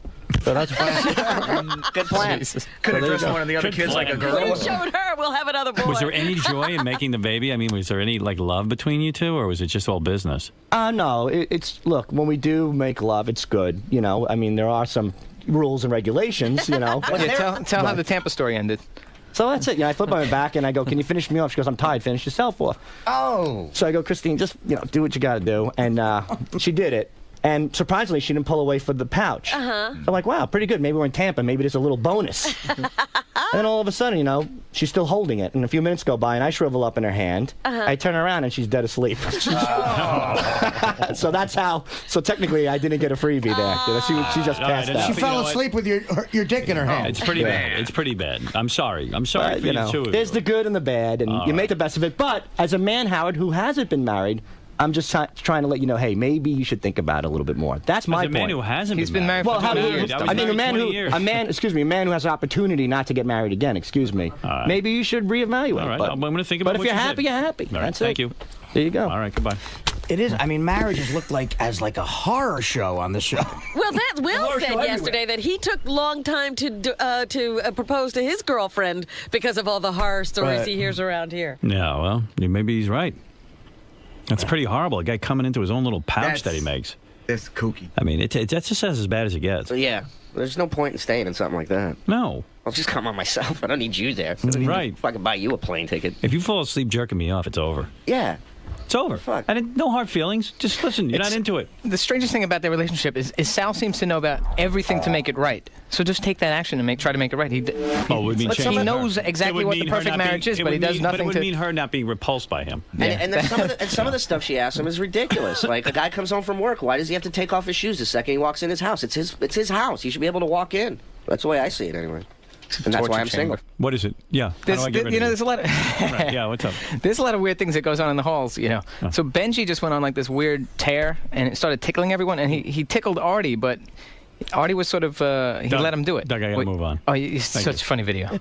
What do I have to say now? A video of Artie? He just attacked Artie and tickled him, he could make me laugh tickling. But he giggled him. All right, he made let him me see it. All right, if you insist, I'm trying. Amazing pets! I did it!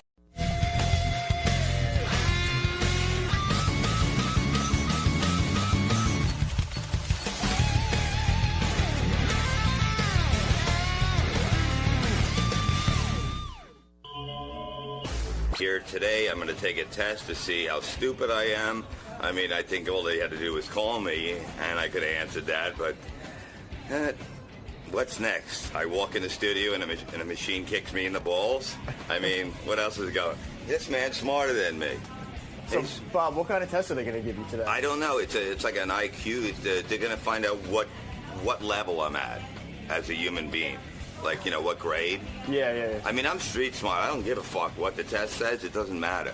Because I'm street smart. And that's what matters. And if we take the test out in the street, I'll get 100. So what level do you think you're on? I would say 8th grade because it's been a while, for instance, from school. And I don't read books, and I don't I don't care about anything but comedy, Howard Stern, and stuff like that, really. Have you been brushing up on your reading? Yes, I'm always reading. I have a bookshelf at home, you fucking stupid bastard. Oh, God. Hey, I'm John, king of all grammar. Down here to test Bob Levy today, given it's called the IRI, Informal Reading Inventory. Basically, it's a reading test that I would administer to kids that I teach and see how he does on it, see what grade level he reads at. It's the ultimate goal. Now, have you heard Bob Levy on the show before? I have, yeah. What level do you think he's going to be at? When he was reading Artie's book, I was really surprised that he was reading, I would guess probably 2nd grade, maybe 3rd grade. Oh, Jesus. That bad, really? I would say so, yeah. Oh, my God. So how long is this test going to take? It's probably going to take half hour, 45 minutes. And then we'll find out how stupid he is? We'll find out exactly how stupid Bob Levy is. All right, man. We'll see you in there. All right, thanks. King of all grammar is here. This is a guy who professionally administers tests. We're going to find out 2 things. When Artie's audiobook came out, Artie asked Bob Levy to read a chapter. And we saw that Bob's reading ability was very, very, let's say, poor. Well, it had been suspect for some time, but that sort of brought it front and center. It sure did. King of all grammar is here. Thanks, King, for stopping by and helping us with this bit, if you want to call Bob's life a bit. I know. Bob, are you nervous about the results at all? And all seriousness. No. I really live my life outside without reading, and that's how I live. I mean, I don't care about this shit. It doesn't mean what you don't care about is obvious. I mean, no. But is that a defense mechanism? Isn't it something that maybe you want to work on? Maybe I will after if this comes out real. How do you feel about, like you have a child.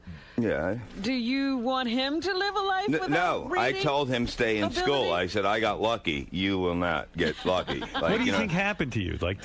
Were you a poor reader and everyone just ignored the fact? I think school was easy to pass back then. There was so many kids in the classes. How they just let you go. How exactly did you get lucky?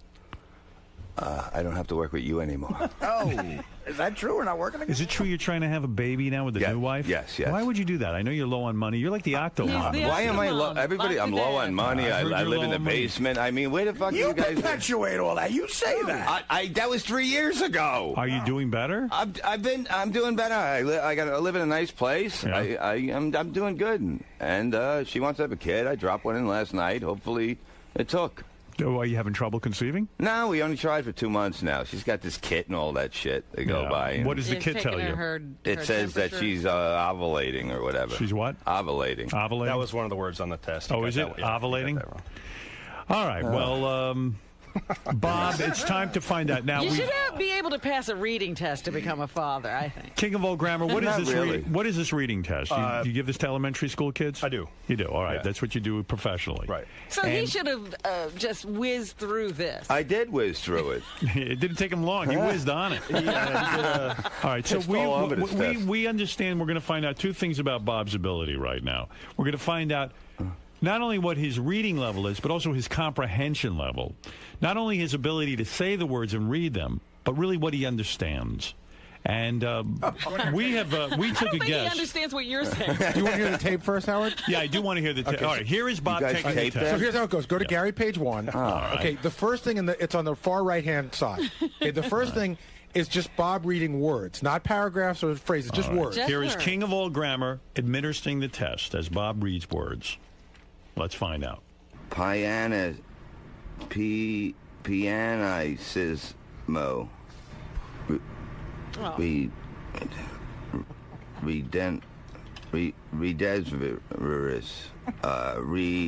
Repatriate. Oh, this is a great game. Tempered. By the way, I'm trying to figure out what word Yeah, Bob... that's what I'm saying. It's a great game. Try to figure out what word Bob is trying to say. I'm going to start out again, and then I'm going to... Let me see if I can play that That last word was cat. I'm going to start again, because the first word I could not figure out. I got the first word, I think. too. Yeah. I don't think I do. Hold on. All right. Pianismo. Might have been pancreas. Pianissimo. Is it pianist? Pianissimo. No. What? I think it's pianissimo. That's correct. Yeah. Yeah. What is it? Pianissimo. Pianissimo. Okay. Can't that's blame one of a the guy for not tougher knowing words. that. Yeah, who the fuck knows That's one of that? the tougher words, right? The guy's not gay. Okay. That's 11th grade. Repatriate. Repatriate? What is he trying to say? Right. Repatriate? Okay. Shrapnel.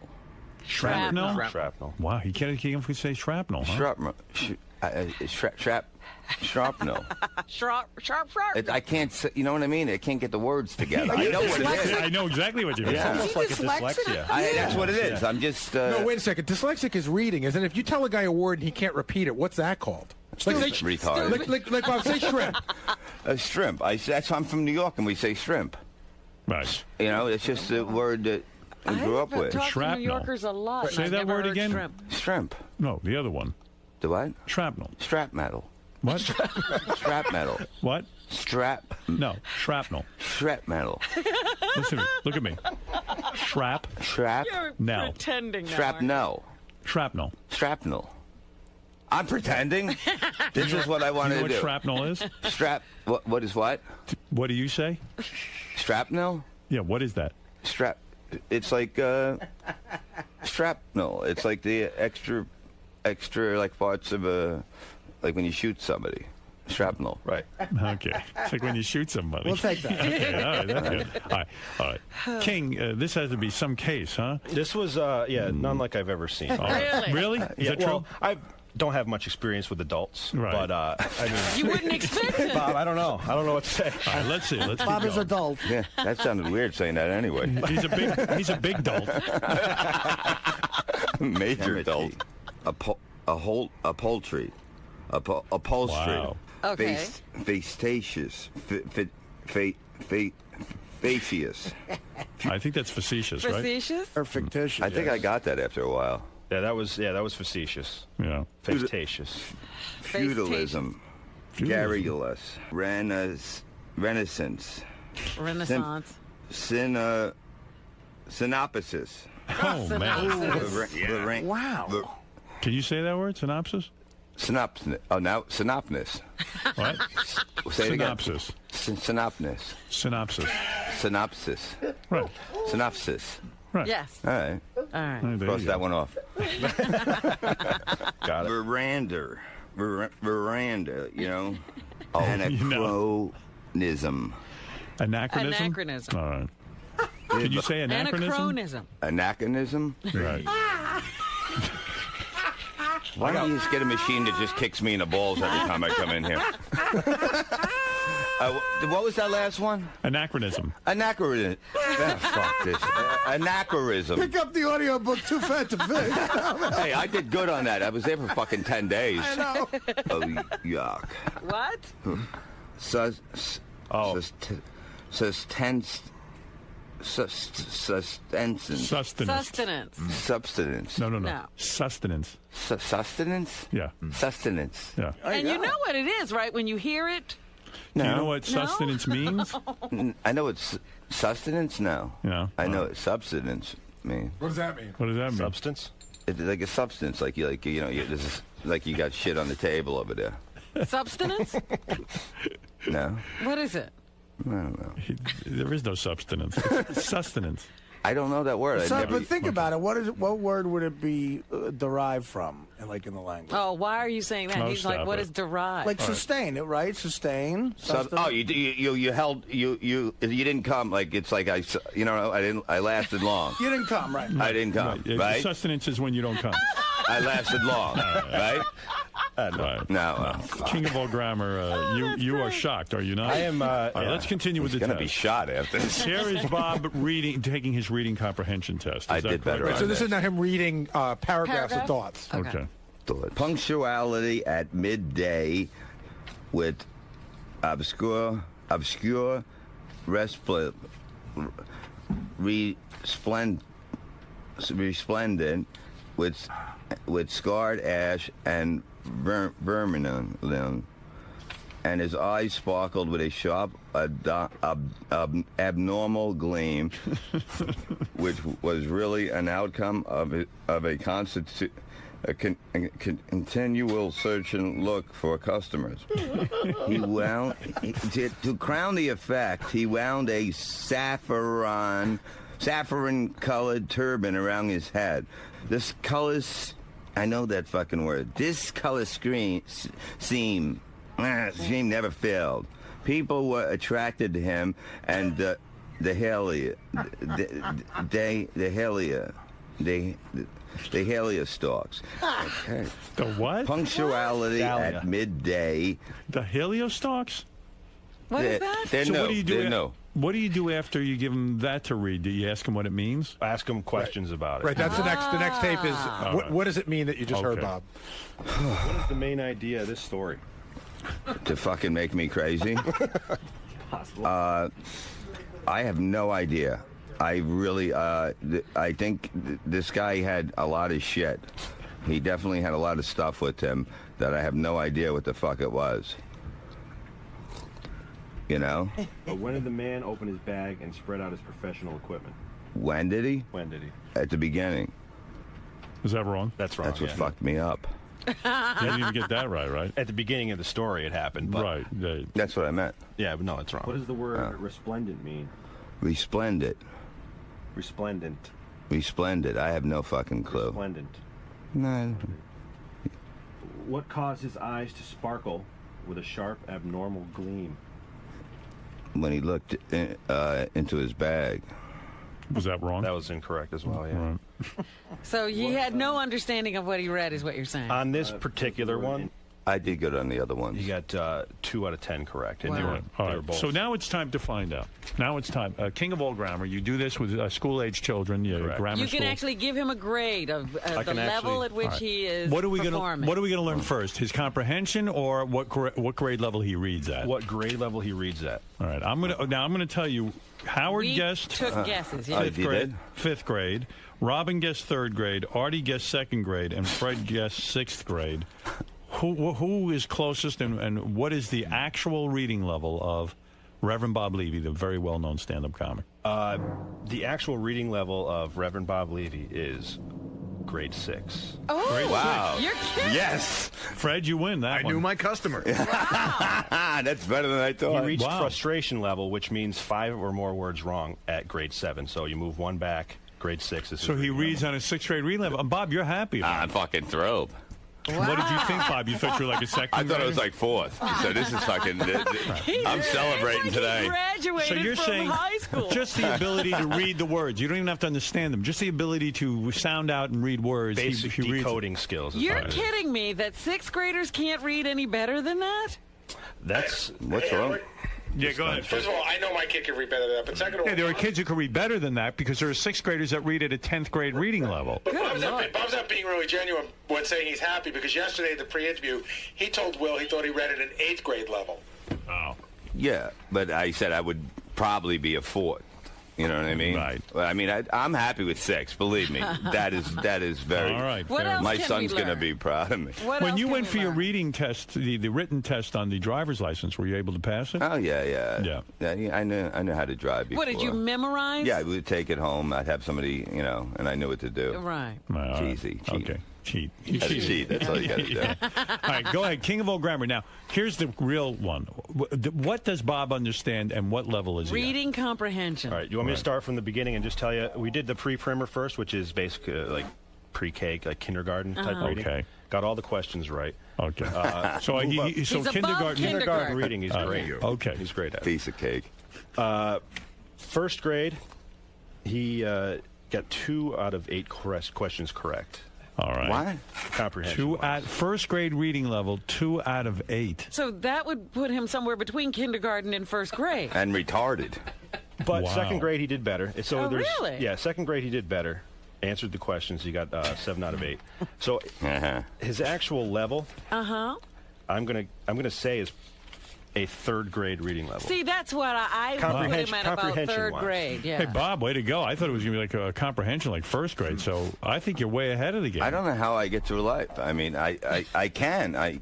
I do it do without well. this. You do I do well. well without this, truthfully. Yeah. Well, you are on the level of a third grader, and third graders can get through life. I mean, Exactly. yeah. If you throw them outside, they have to. How much reading do you really need to do? You don't. My wife walks around with a book. I'm like, get that out of the house. We don't need that shit around. So we finally know. So is Bob retarded? Yeah. I would say Bob's retarded. Bob's a street smart guy. That's basically what it comes down to. Right. He just doesn't But understand what reading. happened to him in school?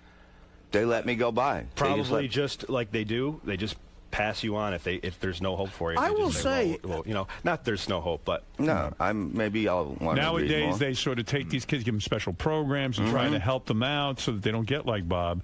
But somehow each teacher kept passing him through because with a third grade comprehension, there's no way he could have passed 8th, 9th, 10th, 11th Right, he couldn't grade. do the rest of the schoolwork. Yeah, they just let you through. I would Did get you- 65 all the time, and that's just passing. Did you graduate high school? No, but I did go for like 5 years. High school? my God. Yeah. What grade did you get up to? I got up to like 11th many times. Many times. A few times. And then like the kids were like 5 years younger than me, and I just dropped out. I couldn't take Is it that anymore. traumatizing? Yeah, it was. Do you know what traumatizing means? Yes. Okay, It all right. was sort of like right now. All right. Gary, what do you want to say? Bob, I got a question for you. How do you? Does somebody read your contracts for you? In other words, when a comedy club sends you a contract, do you look at it or do you read it? It's very simple, the contracts. I tell them what to put down on it, and It's like a third grader. But do you know if they did? Oh yeah, no, I definitely do. Have you ever been screwed because you couldn't read the contract? No, never. I've signed some Levy contracts, and he's right. They literally say, you get Yep. 1,500. I get 200. He gets 2 drink minimum. Right. She No. gets Jane See runs spot, fast. run. No, but I can't laugh at Bob because you talk about in the 80s when we went to school, maybe they did let people through. They really screwed up on him, though. Well, I had come summer on. school. I had summer Yeah, school with this but- woman, and the woman said to us, because she was afraid of us, she said, because we misbehaved all the time. Remember the woman I told you I sprayed her with a water pistol and all that Right. shit? She was my summer school teacher. She told 4 of us, look, sit in the back, don't say a thing. Don't bother me. I'll give you a D, and you'll get out of high school. Well, but look, I mean, you're able to read. You wrote a You book. read very well.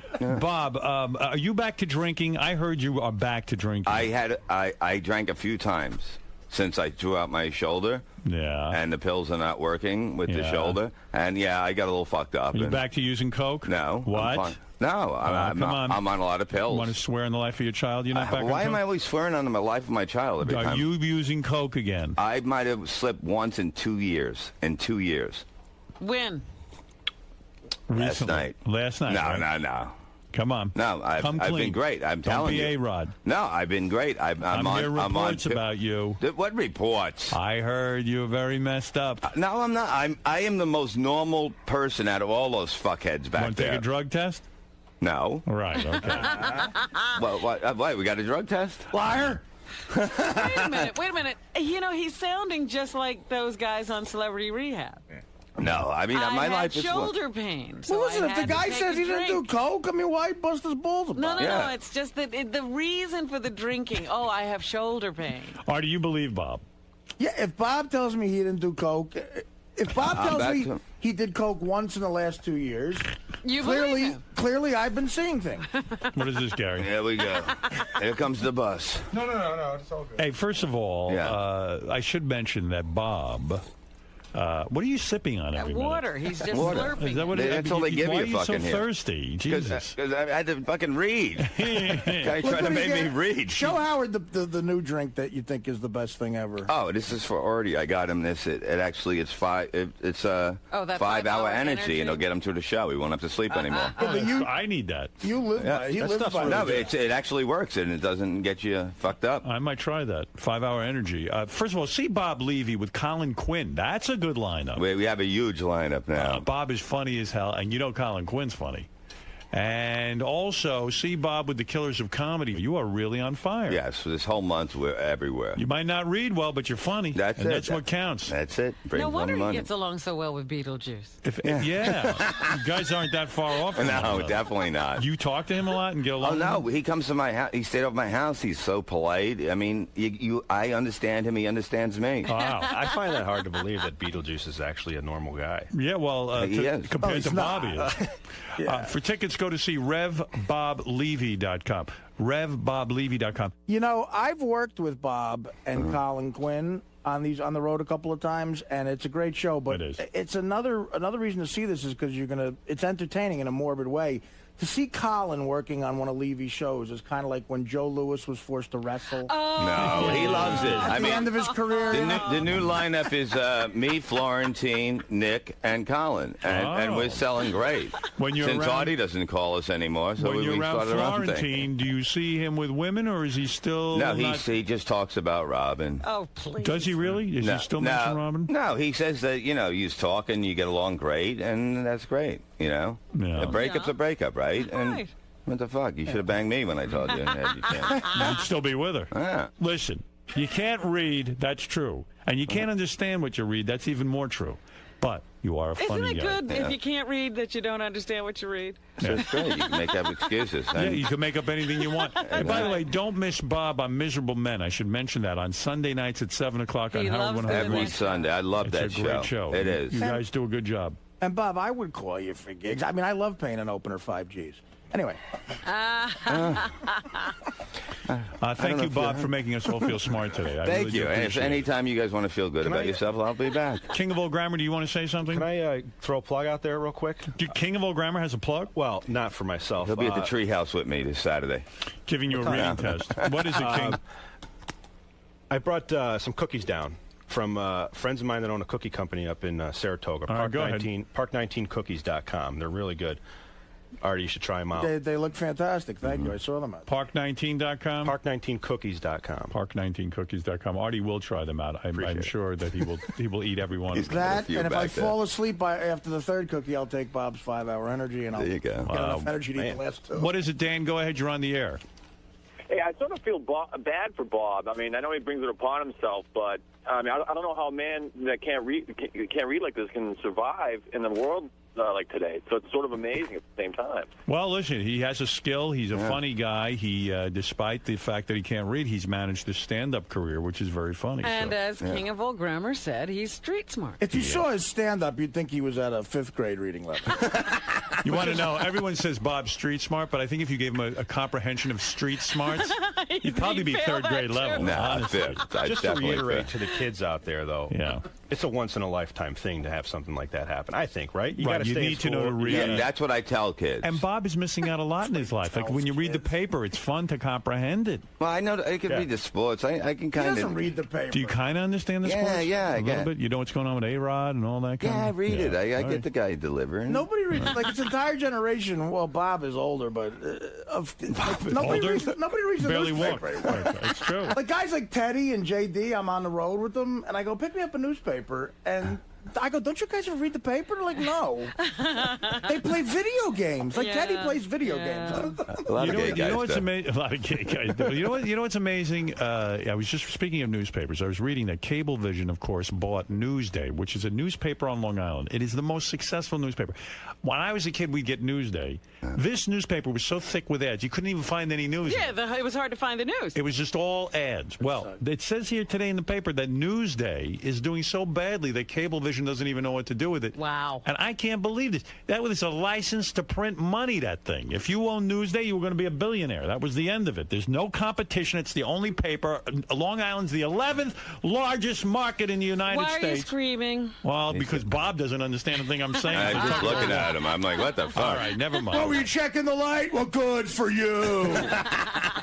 King of all grammar, thank you. And Reverend Bob Levy, continued success. Thank you. Despite... And Kills and Comedy on the Road on Howard TV. Oh, hey, by the way, I got to mention that. There was a great series of Killers of Comedy on the Road on Howard TV. Several episodes. I think it's like a lot of episodes. Yeah, right? there's 3 right now, and there'll be one each week coming. And it's airing on Howard TV exclusively. It features behind-the-scenes antics, the comedians as they travel across the country.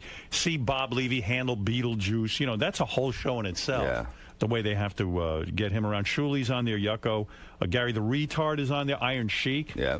And See Colin Quinn weeping? No, that's why I'm with Colin. You will never get an inside look at. We No. even had an outside company do this whole piece. Yeah. And it's pretty spectacular. So that's just another thing on Howard TV. All right, thanks, boys. So, Bob, you read on the level of a 6th grader? Yeah. And you have the comprehension of a 3rd grader. That's right, baby. And you are excited, aren't you? Yeah, that's why I get the young chicks. You know what I mean? He's living the life. I am living the life. Look, my wife's 37.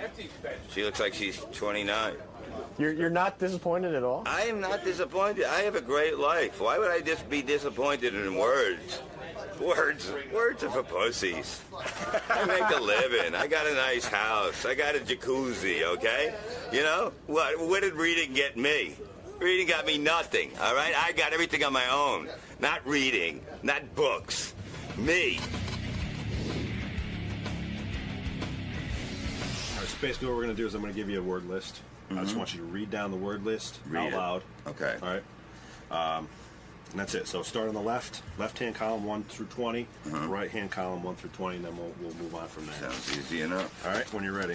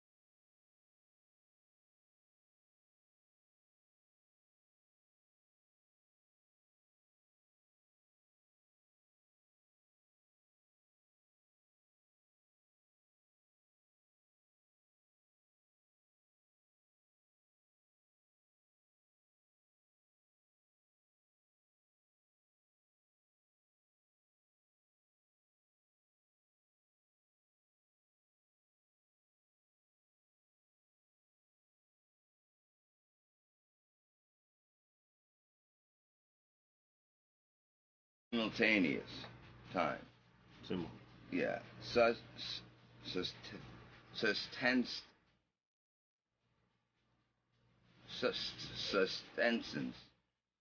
Taunt. Valiant.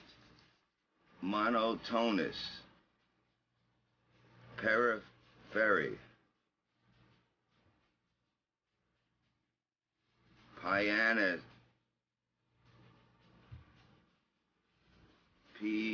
Pianissimo.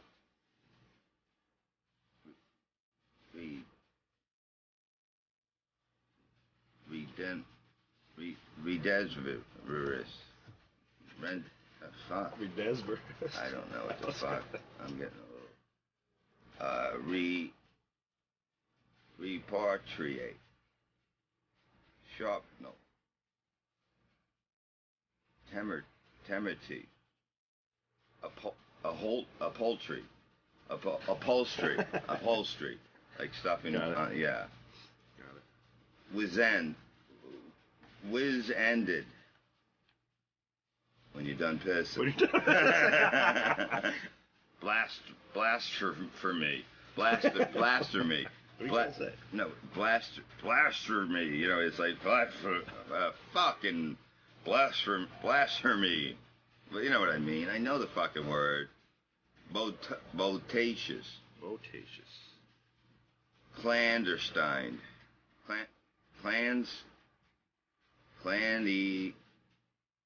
Clandestine. Fastidious. Facious.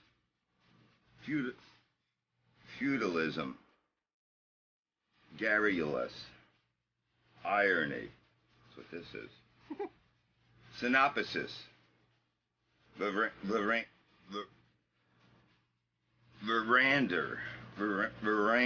you know? It's like I could see the veranda. That may not be the right word. You got it. Okay.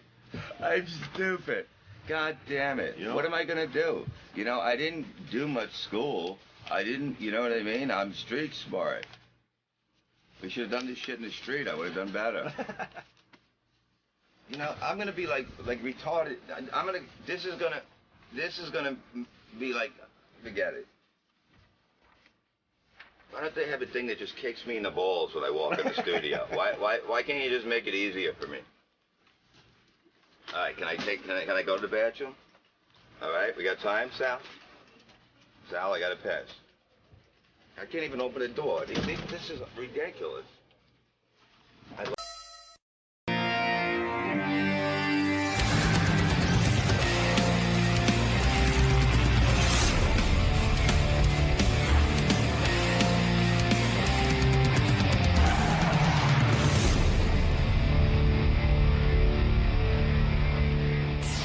I do Richard notes. So he said he cries every time he comes on the show. That you make him cry. Yeah, why? You know, he doesn't you cry. just hit him. But everyone in the makes him right cry. spots. I'm going to tell him. I know. I think the first thing you have to discuss them is that the crying loses its value. Give me the list of appearances you've done in the last month where you didn't cry. Sure.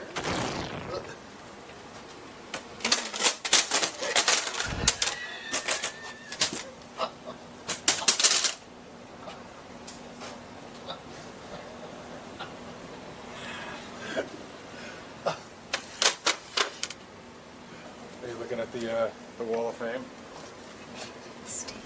What's that? They did not fall. They just fell? They all fell off the wall. Just now? Just now. What the hell is that all about? It's like you have psychic abilities. Come on. He tried to kiss him. Come on, Mrs. Simmons.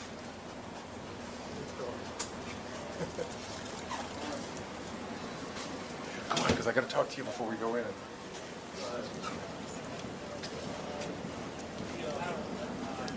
Don't you know how to say hello to a lady? Hello. I just realized I don't know how the mic is.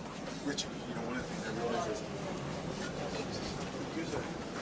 we use a headset, right, with a microphone on it, and with the hair gel, I'm just going to have to put it on. I'll just work with me. I'll put it on in a weird way. You know what I'm talking about? I won't mess up your wig. Welcome. Are you looking forward to this? This what? Reuniting with Howard. Let me just a minute.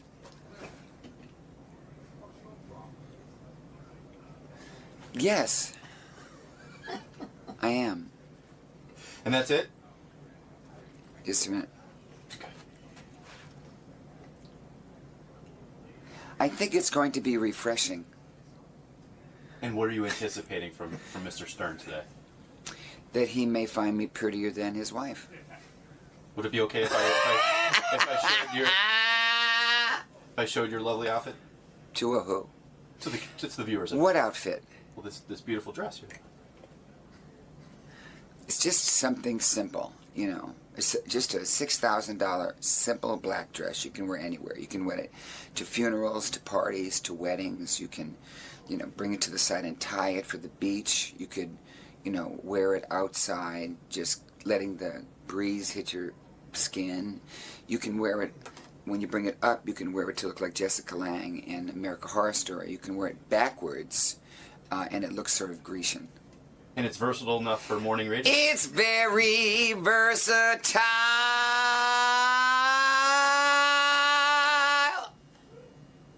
All right, we'll see you in the studio. So Richard Simmons is here. We're going to start with him. He's here early. We've got such a packed show, we had to squeeze him in early. All right, let's Richard, predict how long it will be before he sits down and cries. Oh, wait, there's a very pretty girl out there. That's not Richard. What? That's a pretty, pretty girl. What a pretty girl. Who is this beautiful young lady? Did he take his own advice and get a new do?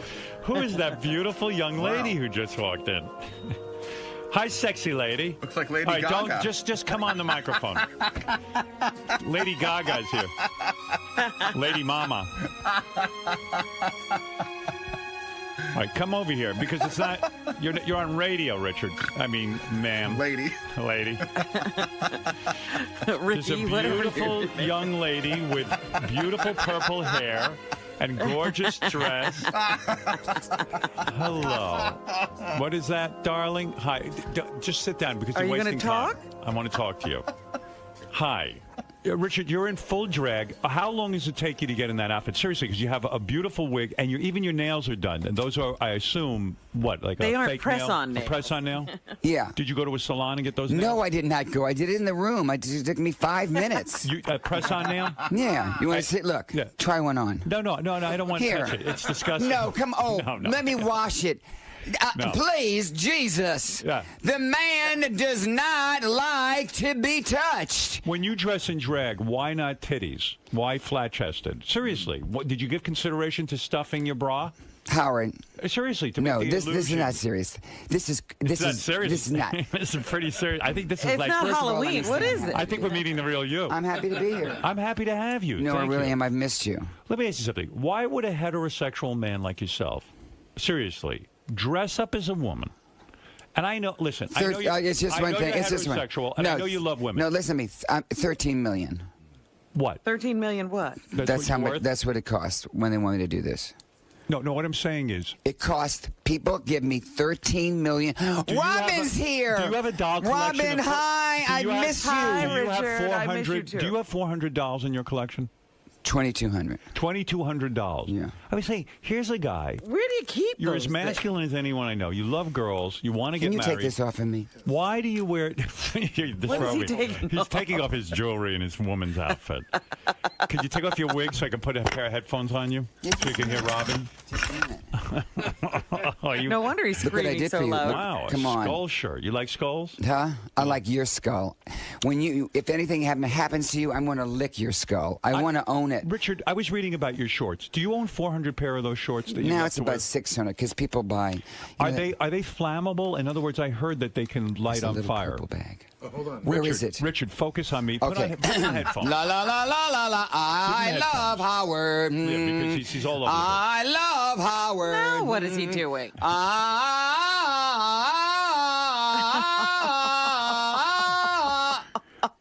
Your new single is just go back to the shorts. I'll go to hairdo in a minute. Yeah, these. Seriously, are they flammable? Yeah, that's why they got rid of them. So they don't make those anymore. Well, they make a new. Dolphin makes the new short, but it's not like this. The problem is this material is flammable. So you have, but don't get any ideas. You have over 1,000. I don't want to end up being like Sissy Spacek and Carrie.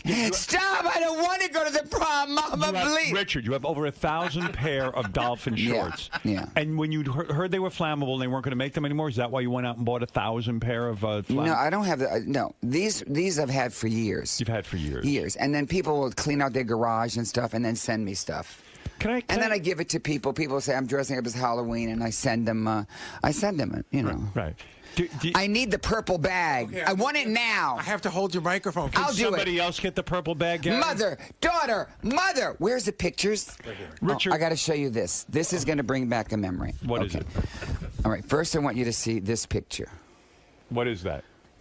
I don't know what that. Oh, that's when you dress like a man. Look. Yeah, I remember that. That was great. That's drag. Howard. Do you remember that day? Do you remember that day? I do. You were Get me the fabulous. purple bag. I'm decided leaving. to dress as If a I man. don't get the purple bag, I'm going to go do an What are you gonna oldie do? station. I'm not kidding. It's on its way. What's in the purple bag that you need? I'm just taking this off and fluff my hair. So Okay, I can, good. All right. So, did you like hairdo? Richard has a new single out called Hairdo. This is serious. Yeah, it's serious. It's as serious as anyone can be. What the sales must be through the roof. When I heard this, it's a rap song featuring you. Yeah. It's fantastic. When did you get into rap? When did you first discover you could rap?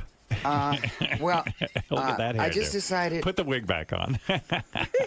I'm trying to find something to throw. No. Seriously, why you have to say those things to upset me? Stop it. No, You I look mean it. great. You always have to put. There's something you always have to put down. You're 65. You look like you're 20. Yeah. Are you 65? Yeah, I'm 65. That is unbelievable. Do you think about death at all, or are you just one of those people that can't even face it? I watched over and over the burial of Evita Peron. Right. And why Evita Peron? Were you a because it was a fan? beautiful Where do you coffin. have that? Right. And she had 5,000 Yeah, where do you flowers. see that? Where do you get Where do you get that? or take away his microphone? Now he has one in his headphones. That's good. Yeah. So now I did Wait. hairdo. Yeah. I think that music is wonderful. We love music. It's our Yes. therapy. It makes people happy. Who invested in this? In other words, you had to go in a recording studio. Did you put up your own money, or did some record company put up money? No, I put up my own money. I had to figure that. Chris Phillips and Kathy Phillips, they do the music. All right, here is Hairdo. Let me play it for Robin, who has yet to hear it, which is unbelievable that she's the last person in this country who hasn't heard I don't know Hairdo. where I've We're ready. been. We're ready. Here we go. Wow. It's action-packed. Short, long, straight, or curly. Get something cute. Wait. Or curly. Get something cute. Get something girly. Short, long, straight, or curly. I'm going on tour. Are you? I did 29 songs I've written, and I'm doing duets. No, I am. Duet? With who? Short, long, straight, or curly. Get something cute, get something girly. An afro, a buzz cut, a French I'm twist. going to throw up. Richard's coming on to me. No, that would be Richard- the last day that I would do that. I would rather be celibate and go into a seminary. I was watching an appearance, several appearances. You've been on TV a lot lately. Yeah. I watched you on Jimmy Kimmel. Yeah. I watched you on Home Shopping Network. I'm on JTV, That jewelry television. Jewelry television. Yeah, Thank you, Robin. And Richard, you cry at the drop of a hat. And you cry. He's going to start with me, and you all two are being quiet. No, I want to say something to you. If you cry everywhere, and a lot of the times there's no, I don't cry there's no everywhere. actual tears. You know, which Howard, it's don't become do a this. shtick. I want No, to don't do talk to you this. about it. I Do haven't this. talked to you in a while. It's not a put down. It's It is, not. It's because a question about no. your performance. It's not a performance. But it okay, is. listen to me. You when are a performer. I just came back from Sao Paulo, Brazil. I know you dug a well. There was for an orphan. Yeah, let's breeze over that. Do you breeze over all the charity things you do? Yeah, but you dug a well. No. You dug a well for an orphanage. Am I wrong? Yeah. Okay. But this that is was very Well, lovely. that's beautiful. But this is the beginning of going Did you to. dig the hole yourself? No. Stop No, I it. just want- Sit down. no, because Sit I get- down. No, seriously, what happened at the orphanage? Well, the water was contaminated. How did you learn of this? A friend of mine told me about the orphanage. A friend says to you, hey, there's an orphanage, they have no money, Yes. they need a well. Yes. And what does it cost to dig a well? Quite a bit of money, because you have to In go other words, 300 Did you have to do feet this down. on your own? In other words, you put up all the money? I put up all the money. How much did it Wow. cost to dig a well so other people can get involved? Would you say? I mean, $30,000. 30 grand. Yeah. So But now it's these very children gracious. have water to bathe in. The kitchen has water to cook in. They have water to drink. But this is just the beginning. You know, you do a lot of charity work, and also your wife does. Yes. And there are 6 million orphans, and there's orphanages It's all horrible. over It's the an world. epidemic, and that's why these fucks who are against abortion. All right, You all know, right. There's all right. so many unwanted children. But Am I here's what- correct? here's the- do you agree? yes, Where do you yes. stand on abortion? I know you're a Catholic, but where do you stand on it? I really don't talk about politics. You never. No, it's just. Do you not. vote? Yes. You always vote. Always vote. Did you hear the Pope? Did you Yes. think that was great? Is this terrific? I think this Pope's a really fabulous Pope. I'm with you. But let me say this. I went to Sao Paulo. I built this is the beginning of what I'm going to do.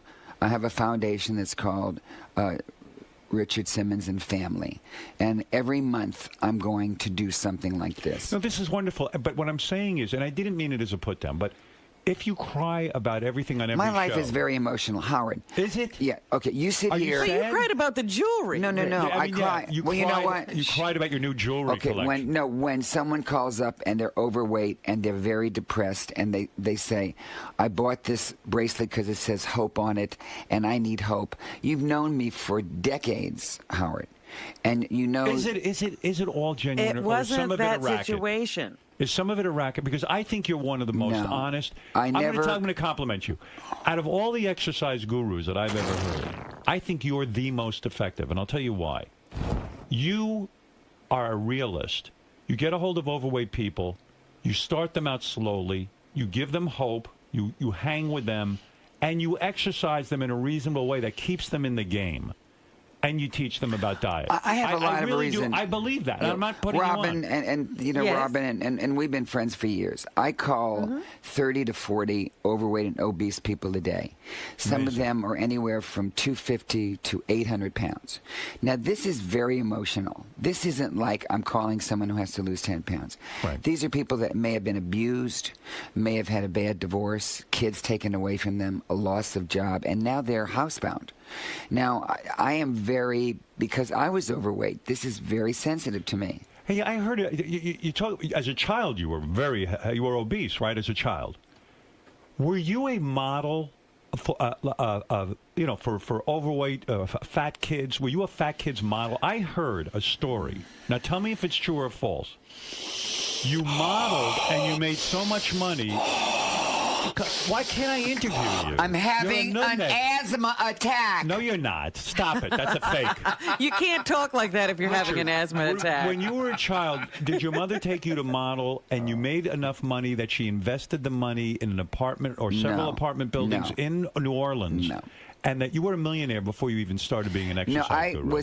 I was successful doing modeling later on, and my parents said, well, you know, this was just a fluke. You need to really not spend this money. And were you an overweight model? I was. Yeah, they were called chubby models. And could you make that kind of money where you were doing well? I mean, because regular models don't make that much money unless they're supermodels. No, you know, I did well, but you know, when you're overweight, it's sort of a paradox because you know, I tried to lose weight because I hated the way I look, and I thought others hated me. Right. And so. What are we talking about? I'm not here to talk about that. All of a sudden you're going down, ease on down the wrong road. Why are you it's like Dorothy. It's like you're Dorothy and you got Toto and you're going down the wrong. But you can't come Why am I here. off the yellow brick road? You can't come in. I love you. Stop. Come here, touch me. No, I don't want to touch. Come here. No, Richard. No. Just I've taken a shower. I've cleansed. I don't want to touch cleansed anybody. I went to St. Patrick's. I cleansed with holy water. It's not you. It's just I don't want to touch anybody. Anybody. Why is that? Because I'm a germphobe. Look, what I'm saying. Can we just hold hands for a minute? No. What I've got to. What if I spread this? Look. No. Wait, look. No, I'm really not into it. Look. I don't care. I don't want to hold hands. Okay. I don't. Please Can we stop. do ET? Are you afraid of germs? Do you scrub? Because you shake a lot of hands. Oh, damn spot! Oh, damn spot! Leave me! You know what I'm worried about with you? Yeah, what are you worried about? Dick Simmons here. What are you worried about? First of all, why won't you talk about your early life and modeling? Sometimes it's painful. It's too painful for you? Do you have parts of your life that were painful? Absolutely. I know them, but and I'm not going to about bring them up because I'm a Gentile man. No, but I certainly am. I came here to talk about a couple things. I came to talk about... Yeah, but you can't just plug. It turns people off. Listen, no, I'm not... Listen to me. I'm only here. I'm not here. I don't care about plugs. Yes, you do. I have hair transplant plugs. You can have them. What's going on with that? Now, I read somewhere you have to spray your head. Well, you know, I have bald spots. Do you have a bald spot? No, I'm pretty good. But you will one day. You think? I don't know. I'm doing pretty good. Listen to me, Beelzebub. One day you will. Why did you get hair plugs? Why didn't you just shave your head? Because I look like Annie that had been in a fire. You were concerned about your appearance? Let's say that a woman has an illness and she loses her hair and she looks in the mirror. And, you know, it's all about how do you look in the mirror and if you like yourself. When you look in the mirror, Howard. Are we too concerned with all of that kind of shit? Seriously. We are too concerned, but if you look in the mirror and a man is going bald, and he doesn't like what he looks like, then It's okay to put, but it's very painful, isn't it? Where do they get the hair from? Now it's all new. No, they do a better job. They go, listen to how it goes. That's how they do it.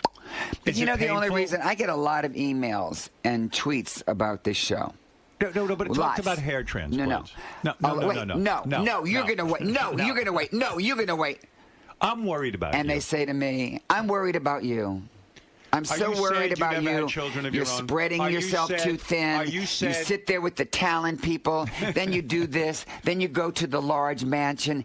Everyone, did you know it takes 20 minutes for Howard to go from the driveway to his front door? That's not true. Hi, this is Dick Simmons for Celebrity Homes. Are you wearing women's perfume because you have a No, tremendous... I'm wearing Brute. I'm worried about you. Are you shouldn't be sad worried you never about had me. children of your own? Just the stop. white zone. Come here, give me that. The white zone is for loading. You know what? Are you sad you never had children of your own? I exercise children all over the Are you country when I sad do you've had classes. no partner, no love? Because you know what it is, Do you Howard? have someone in your life? Let me just say this. Give me a second to put my thoughts Okay, together. good. All right. When I first met you, No, do you have someone in your life or not? I have Tell the truth. I have the world. I'm being serious. I'm think being that's serious so sad. too. You find it sad? Do you like going home alone and not I having someone didn't to say I share was your- going home alone. When you have 14 housekeepers. I know, but that's and not... sometimes we reenact the Last Supper. Well, you should see us. It's here's my Is life. physical love important? Okay, here's to you, my though? life. What about physical love? I get hugs and kisses. So you Let don't me care just about finish my jacking off sentence. or anything? Honestly, Oh, my. I've never had that Robin. discussion with you. Robin, What is he get? Where is he going? You don't care. have you ever been stabbed with an afro comb? Have you ever? Have you ever? Actually, yeah, I have. And now Breaking Bad. Oh my God, no! Do Howard, you you're love in Breaking prison. Bad? Is that a great show? You didn't see me dressed up as all the Emmy people, did you? No. I dressed up as him. As Breaking Bad? Yeah. And where was this shown? This was On the all Emmys? over. This was Were you on all the over, Emmys? but it's all about you and your radio show. Were you on the Emmys? I've got a radio show. I'm Howard Stern. Here, all right, What? let's talk about some things. Okay, but here's the reason. One of the reasons I came here. Okay. Because we have a lot of the same clients, same fans, Sure we do. and so That's I always come here. unbelievable. We I- should have a convention. I together, always like come the here. bronies and the. I always come here Theme to punks. inspire You do. people to You do. perspire. Richard, Yeah. do you think about now you're a senior citizen? Do you think Wait, do you think about death at all? Do you think about Here's what I think. Are you scared of No, do you think there's an no, afterlife? No. Here's what I'm thinking. Do you believe in an afterlife? Here's what I'm thinking. That I don't want to die. Right. Like no one else wants to die. Right. But No one God does. has this little book when you're going and when you're coming in. Right. And I just try to live my You life. believe in a personal God? I believe. No, seriously. Do you believe in a personal God? That I you're going think to there die is- and you're going to meet yes. a guy up in the sky? Sort of like that. Yeah, you do believe in that. I believe I could fly. Do you believe that? I believe. Can I just hug you? No, like I know you loved your mother, and I mean, do you believe you'll go to heaven and see your You'll mother? be and- reunited do you with believe her? that? No, you know what my true belief is? That you Yeah. have your heaven or hell right here on earth. I agree. See, I think. And Can I then come what hug you? happens? So No, you no, die and please. it's In other over. words, so no one can touch you. I don't want to So be you're touched. like the untouchable. Yeah, Is that I it? just don't want to be hugged. Okay. And then I don't want to smell like your perfume all Can we day. just hold hands for a minute? No, I don't want to hold Can your I hand. touch? Can I touch No, your can I outfit? interview you? How long we know each other? Do you remember? What were the years that you were back at that studio? Oh my God! I mean, I guess How long? we know each other from You the were 80s, there in the right? early Okay. days. Yeah, the early days. And do you know something? What? I love you. I love you too. Let me tell you. I love your nose, your cheeks, your hair. My nose. I love everything about you. I love your hands, your toes. Would you get it on with me? If I gave you the okay? I'd rather vomit. Is that true? Am I not your no, type? No. I love you as a brother. You would never blow me, and I could never blow you. Is that what you said? No. That was Where are you going? No. Oh, he's out of here. Don't put your wig on. No, I'm You know, Robin was ill. I don't know if you heard. I prayed for Robin. Yeah, I talked put to your Robin. headphones back on. Robin, needed some time. When by did he herself. talk to me? When did you talk to Robin? She said you didn't talk to her. Robin, I called you. No, and put we- them on so we can hear you. I don't know how to put them on. Let me help. Wait a minute. He's saying Wait, he my heart- called me and we talked. That never happened. You're going to break the mic. Oh, my God. Oh, what is he doing? He's breaking the mic. Now, Gary. No, I called Robin. But Yeah. you know, Robin. He didn't talk No, it's to okay. me. He's back I called you one day at home, Robin, and I asked you out for dinner.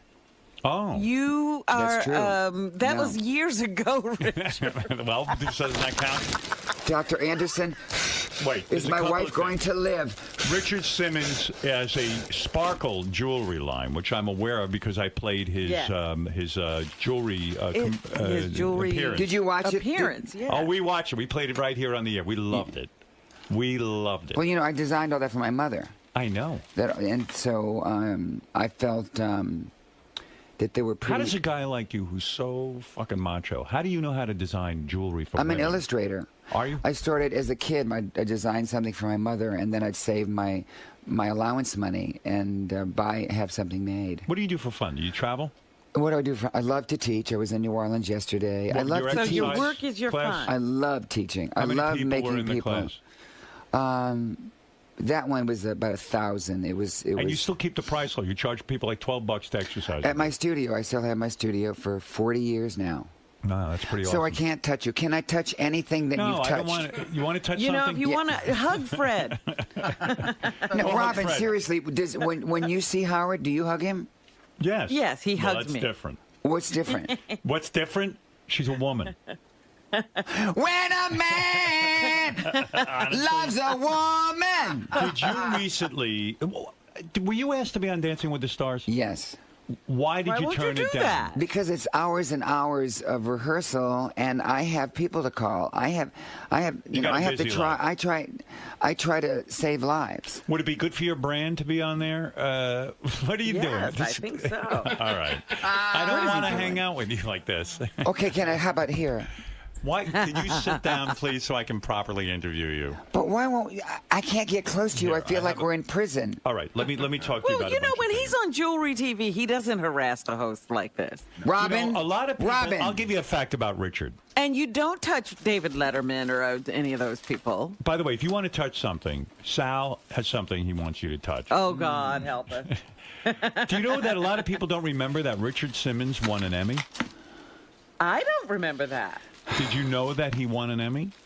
There's a fact that a lot of people was that. No, Sal. I don't. He doesn't want to touch that. Sal, come here. Well, Oh, no. Come here, Sal. Don't ask Richard. Give me a Richard, hug. you're going to be sorry. No, I'm just giving him a hug. I love you. What did you say? Show Richard your penis. No, you said I love you, didn't you? I do love Do you want to see his penis? Did you ever hug? Did you ever hug Do you Howard? want to see his penis? Did you ever hug? Please kiss me. Kiss him. Kiss him on the mouth. Kiss Show Richard your penis. Get out of here. No, seriously. Show No, it to get him. out of here. Show it to him right now. Okay, I'm going to count to 10, Why? and then I'm throwing something. No, you don't want me to throw something. Why don't you want to see his penis? Get out! Get out of the store. Nobody. Get! Oh my God! Oh my God! Get out of here. I thought I was looking at Thumbelina. What do you think of that? What do you want to answer me about? All right. I wanted to talk to you seriously about, first of all, Project Hope. I want to congratulate you on that. I happen to think it's a wonderful thing what you're doing. The fact that you built a well for an orphanage is pretty fucking great. And so And now I applaud want to that. understand this. You say, what is Project Hope? Project Hope is just cardio and toning and my food mover that's been around for decades. It's just all a program of exercising. You know, it's all about self-worth. Yes. If you don't have self-worth, you have nothing. I don't have self-worth. But if you have self-worth... You know what I say, Richard, now? It's self-love. But this one Who says that? Robin? I say that. Yeah. You have to love well, it's about yourself. If you have self-worth, you'll inherit the earth. And Guy put this together for me, and you know. Let me ask you, because you're so giving, and seriously, when you do all this charity work, and even when you call people every day, at some point, doesn't it become draining? Because I've heard some people with you, especially obese people, who start to depend on you so much that, like, they can't even blame you. You become the new addiction. It's almost unbelievable the amount of time you have to put in with these people. I don't mind. That's what I'm supposed to be doing. Look You how don't much feel time. drained, or no, you look feel how much energized? time you get up at 3:00 in the morning and get here to help people. Why do you know. think a guy who was, you were beaten as a child, you got into fights, you were called names. Why do you think you're so loving and giving? If you had I think that I kind don't of time? judge people. I think that I love them unconditionally, and I think I want to help them. because I helped me, and I haven't gained my weight back in all these years. See, I always felt an underlying anger with you that I don't think you've ever addressed. Anger? Have you ever been to therapy? You're talking about anger? Yeah, this is what I'm talking about. No, you're talking about Have you ever anger. been- Is that have what you ever- want? have You ever want to been- see anger? No, stop. Fine. You want to see anger? I'm going to tell you anger right now, because now you're going to see Don't it. you take apart the You're studio. going No. to see anger. I'm going to bring Salem with his penis. If you just screwed up my entire deal here. Look at me. No, your cleavage is showing. Just tell me that you love me. I do love you. Tell me how much you love me. Like on a scale of 1 to 10. A 1. A 1. I love you. A 1. Is that true? Oh my goodness, I don't even think you can call that a one. I don't I'm love not you. loving what you're doing. I don't love you a 1. You know what I love you? We love the sinner, not the sin. No, you know what I love you? I love you a 15. You do? Stop that, Gary. Gary, what do you You're going to knock us off the air. No, we're not. I love you an 18. All right, well, thank you. All right, now let me Going interview up you. as I we want to speak. talk about your jewelry line, and I want to talk about RichardSimmons.com and all that other stuff. Gary, do you love me? I do. Now watch this. Watch this, Howard. Kiss him. No, look. Kiss him on the mouth. Now look at that. How nice. Wow, isn't that nice? That's nice. Well, that's nice. That wasn't hostile. Richard, you... What is all this stuff? It's unnecessary. What is this? You should take that. It's Mambo. You'd like it. Yeah. What is it? It's a perfume for you. I It bought it is? for you, yeah. No. No, it's a cologne. Is this yours? Yeah, it's a delicious flavor. Hi. It's cologne. No, there's something wrong with this. No, there isn't. No, it isn't. Wait a minute. Hey, I'm Were you Dixon. bullied as a child? Were you bullied? I'm gonna just tell you one story that's gonna make you very sad. Go ahead. Give me a story. When I went to the bathroom, you know, and you close the door to go to the mean here? bathroom. Okay. No, when I was a kid. Oh, okay. They put lighter fluid under the door and light it. Who's they? Oh. In high school. The other students? Yeah. Wow. So Why? Because you were... Because I was fat, because I was different, because I sang songs, because... Were you joyous as a kid, or were you... Joyous, very. My whole when life kids has are been... lighting the bathroom my on whole fire. life has been, can I make somebody happy? Can I make somebody laugh? I know you love women, and I know you're into... I know you fuck tons of broads, and that's Yes. your business. You know something right But now. were you I'm leaving here. Were you Well, perceived Dick as, Simmons does. as effeminate as a child? Yeah, I was perceived more than effeminate, different, a little silly. You didn't try to disguise... When you were in high school, did you try to tone down your natural... I tried, but wearing my mother's heels to class. No, was you come on, be serious. No, I was me. I always was me. There's a lot of people. This is you. There's a lot of people on this world that are afraid to be themselves. Are you hosting the Pride Parade? What did I read? No, I'm doing. I'm in the Macy. I'm in the. No. The Thanksgiving Day In 2013, parade. Richard appeared at an LA Pride kickoff party. I went there and taught a class. You did? Yeah, taught an exercise class, and Was that a great day? gave a lecture about the smoking and the drugs and the drinking and how it was going to age them, and that it's okay to have a good time, but not like this. And then I said to them, you have parents that cry themselves to sleep every night because they're worried about you. When kids would light the fire. Under the stall door. Did your mother was your father dead already? No, I never told my parents. Why? I mean, I used to be hit with a baseball bat in elementary school in the head until I fell on the floor. But I never, I never could tell my parents. Why? The thing is, why didn't you tell your parents? Why didn't I? Yeah, because my father was 50 when I was born. My mother was 38, so I didn't want to do anything to upset them. But don't you go to a parent for protection? Don't you think that is something? If you had a child, wouldn't you? I had to deal with it on my own. You did? I had to. How did you deal with it? Did you fight? Did you physically fight? No, but words are the most powerful weapon. So this guy kept hitting me in the head with the baseball bat for a long time until I just said to him, I'm bleeding. I've done nothing to you. But both his parents were alcoholics. So, it's the family And you felt tree. bad for him? I felt very sad for him, but he came home and his father was drunk. And Did you go to college? Yeah. Where'd you go? I began in Lafayette, Louisiana. Then I went to Florida State, and they sent me on an exchange program to Florence, Italy. Did life get better for you when you went to college? Did you suddenly get accepted? I mean, it sounds like a horrible, horrible childhood. Well, I mean... Did you get accepted into college? You find the people in your life that accept you and love you unconditionally. But sometimes you have to go through a lot of people. Because back then, people weren't as accepting as they are now. Yeah, well, you know what? We live in a world now that's not very accepting. I hate to tell you that. No, it's not. You know, I mean, but a you can little go, more at some places. Just a little more. It's like our country doesn't treat seniors the way they should be treated. You know, we see an obese kid and we yell at them and call them names. That's not the way to do it. I mean, last week I put like 30 kids under the age of 18 on food programs, telling them like, "Oh, are you getting bored with this conversation?" No. I was actually, it's thinking like that was nice. I'll say, okay. I think this is the most honest you've ever been. Yeah, no fried foods for 30 days. Right. Red meat once a week. You know, portions. I write everything down. What'd you have for breakfast today? I had a little Raisin Bran because I had to get move your bowels. How many times a day do you move your bowels? Oh my! Seriously, now we're getting too personal. You don't want me to come over there, and then you talk about my bowels. Okay. This is how he gets. No. I don't want to hug. Wait. Does Howard want to see you? Does Howard not want to see you? I want to thank Richard Simmons for coming in. I want to Where say, is he? wait, no. For more information, Richard, I don't want to hug. Did you see Jurassic Park? Let me thank you first of all, and tell people for more information on the Richard Simmons. What is Richard there for? What is he there for? Let me do this. On the Richard Simmons Project, Hope. Okay, and you can go to the website. What? HopeUnlimited.org.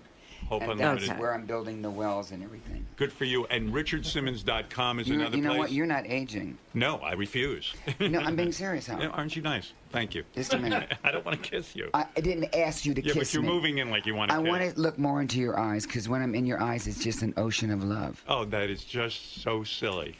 That is so Okay, when you're with bullshit. your wife, do you say romantic things? Yeah. Like what? I said something Like romantic what? to her. I What? said Like what? The other day I said thank you for marrying me. Okay, I asked her if I could do a charity event with your wife, and you laughed in my face the last time. I don't like people to laugh in my face. Do you want to find? Wait.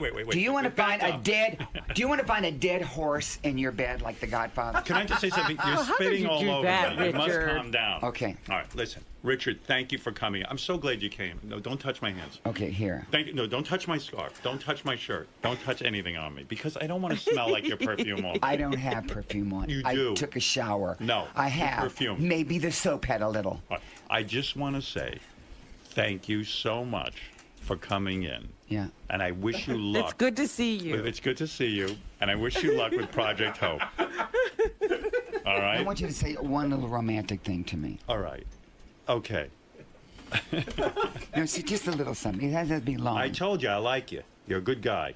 All right? That's not enough. That's it. No, that's not enough. Stop it. Stop Just it. one. I'll leave. You have coffee breath. I didn't drink coffee. Okay, listen to me. Look, I'm not going to touch you. We're too close. Okay. All right. Well, how's this? All right, thank you. Wait, how's this? Yeah, right. Stop it. All right, I'm What are going to we end doing this now? now. Is this uncomfortable? Yes, it's uncomfortable. No, just say something romantic to All me. right. I think you're a very good person. I really, That's not truly romantic. do. I think you're a great guy. What about my face? What about it? I'm saying. What am I going to say about that Go face? ahead. That You're, fabulous face. Don't say anything. Oh, no, I know what you were going to say. What? No, I know, and that would be hurtful. What? We've been getting Oh. along so well right now. Why? All right, I'm going to say something romantic, okay? You want something romantic? I'll give it to you. You have beautiful balls. I wish I could have- tongue your what? balls. All right, you want to get romantic? Let's go. I wish I could. That was so unnecessary. What? I'm not. You one of just these said, people let's do that something people that romantic. Come in here and you say those things too. I wish I could take my tongue no, and run no, it up your no. balls. Gary. Is that romantic enough? Just say something sweet about What? me. Do you think that's romantic, Gary? I do. Yeah. I wish somebody You're would. in trouble. I wish somebody would say that about my balls. What do you think of what I said to you? Does that turn you on? I think it was horrifying and disgusting. Why? You wouldn't like that? Yeah, let me ask you. That's not wrong. You said you wanted something. Maybe 15 to 20 minutes more therapy. No, stop. I'm going to serious. say something nice. Okay. You have a happy face, and I like that. Okay? All right. That's it. Can I have one little kiss? Hmm? Can What? you act like Are you you just insane? Stop Wait, it. can I don't want to kiss you. Okay. All Wait, right. can I have a little? I want to thank Can I have a Richard. handshake? A what? A handshake. No. No. I don't want- Would a friendly hello He can give do you a fist bump. Shut Want up. a fist bump? A friendly fist bump? No, don't touch my hand like that. Stop it. You're killing me. You're killing me. It really hurts. You're gonna make the break like 8 hours. Okay, let me just say this. What if I just lick your hand? No! Richard, I do love you. Get over there. Get over there. And now Planet of the Apes. Richard Simmons, everybody. And please go to richardsimmons.com and go to... What? Project Hope Unlimited. Project Hope to Unlimited. Help me with our children. All right, we'll be back right after these words. The great Richard Simmons. And thank you, Richard, for being here. I love it. I love you. Sal, you've shown your schlong to so many people over the years. Where does this rank? I mean, what's going through? Number one. It was amazing. What a great feeling. Are you a little upset that you watched the two schmegma? greatest moments in my life is when my children were born and showing my penis to Richard Simmons. I feel so good. And I kissed him. Are you regretful that you didn't have more schmegma on you this time? No, this was fine. This was just enough. And I've never had a masculine man, like a macho man, look at my penis and throw something at it. It was pretty wild. I'm going to the bathroom. Do you have to come to the bathroom? Well, I just wanted to hear what Dick Simmons thinks about Howard Stern. I love Howard. If he was not married, I would marry him. There you go. I would just marry him. I love him. I can't think of too many people I can say that about. Video conferencing makes it feel like you're all in the same room. You can launch or join a meeting. It's all white, like... Turn on the light. It won't be white. It'll be even whiter. Build trust, get more done. Try Goatee meeting today. 45 days. Visit Goatee.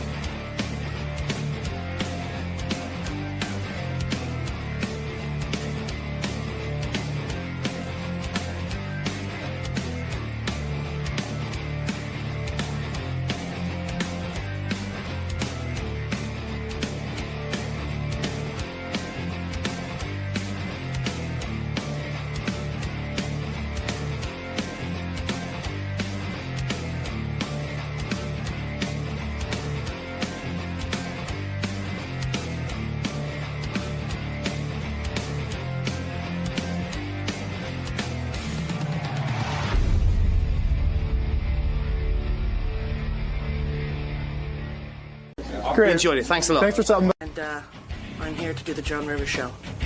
What? Rosie O'Donnell here to do the Howard Stern show live in person for the very first time. Miracles happen. Oh, Rosie, you excited? First very time. excited. You've called in before, right? I've called in, but I'm actually showing up in person. And what are you going to be talking about today? Probably sex, knowing him. And you're cool with that?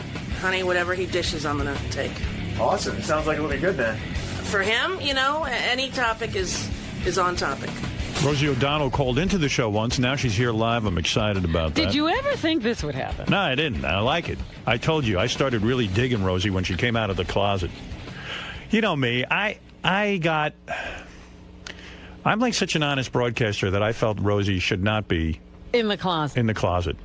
And when she came out of the closet... It's just your world, and whatever you want should be. I'm somehow related to her. I thought that she was very honest. I think it's very brave to come out of the closet, especially when you have a huge mega career like she does.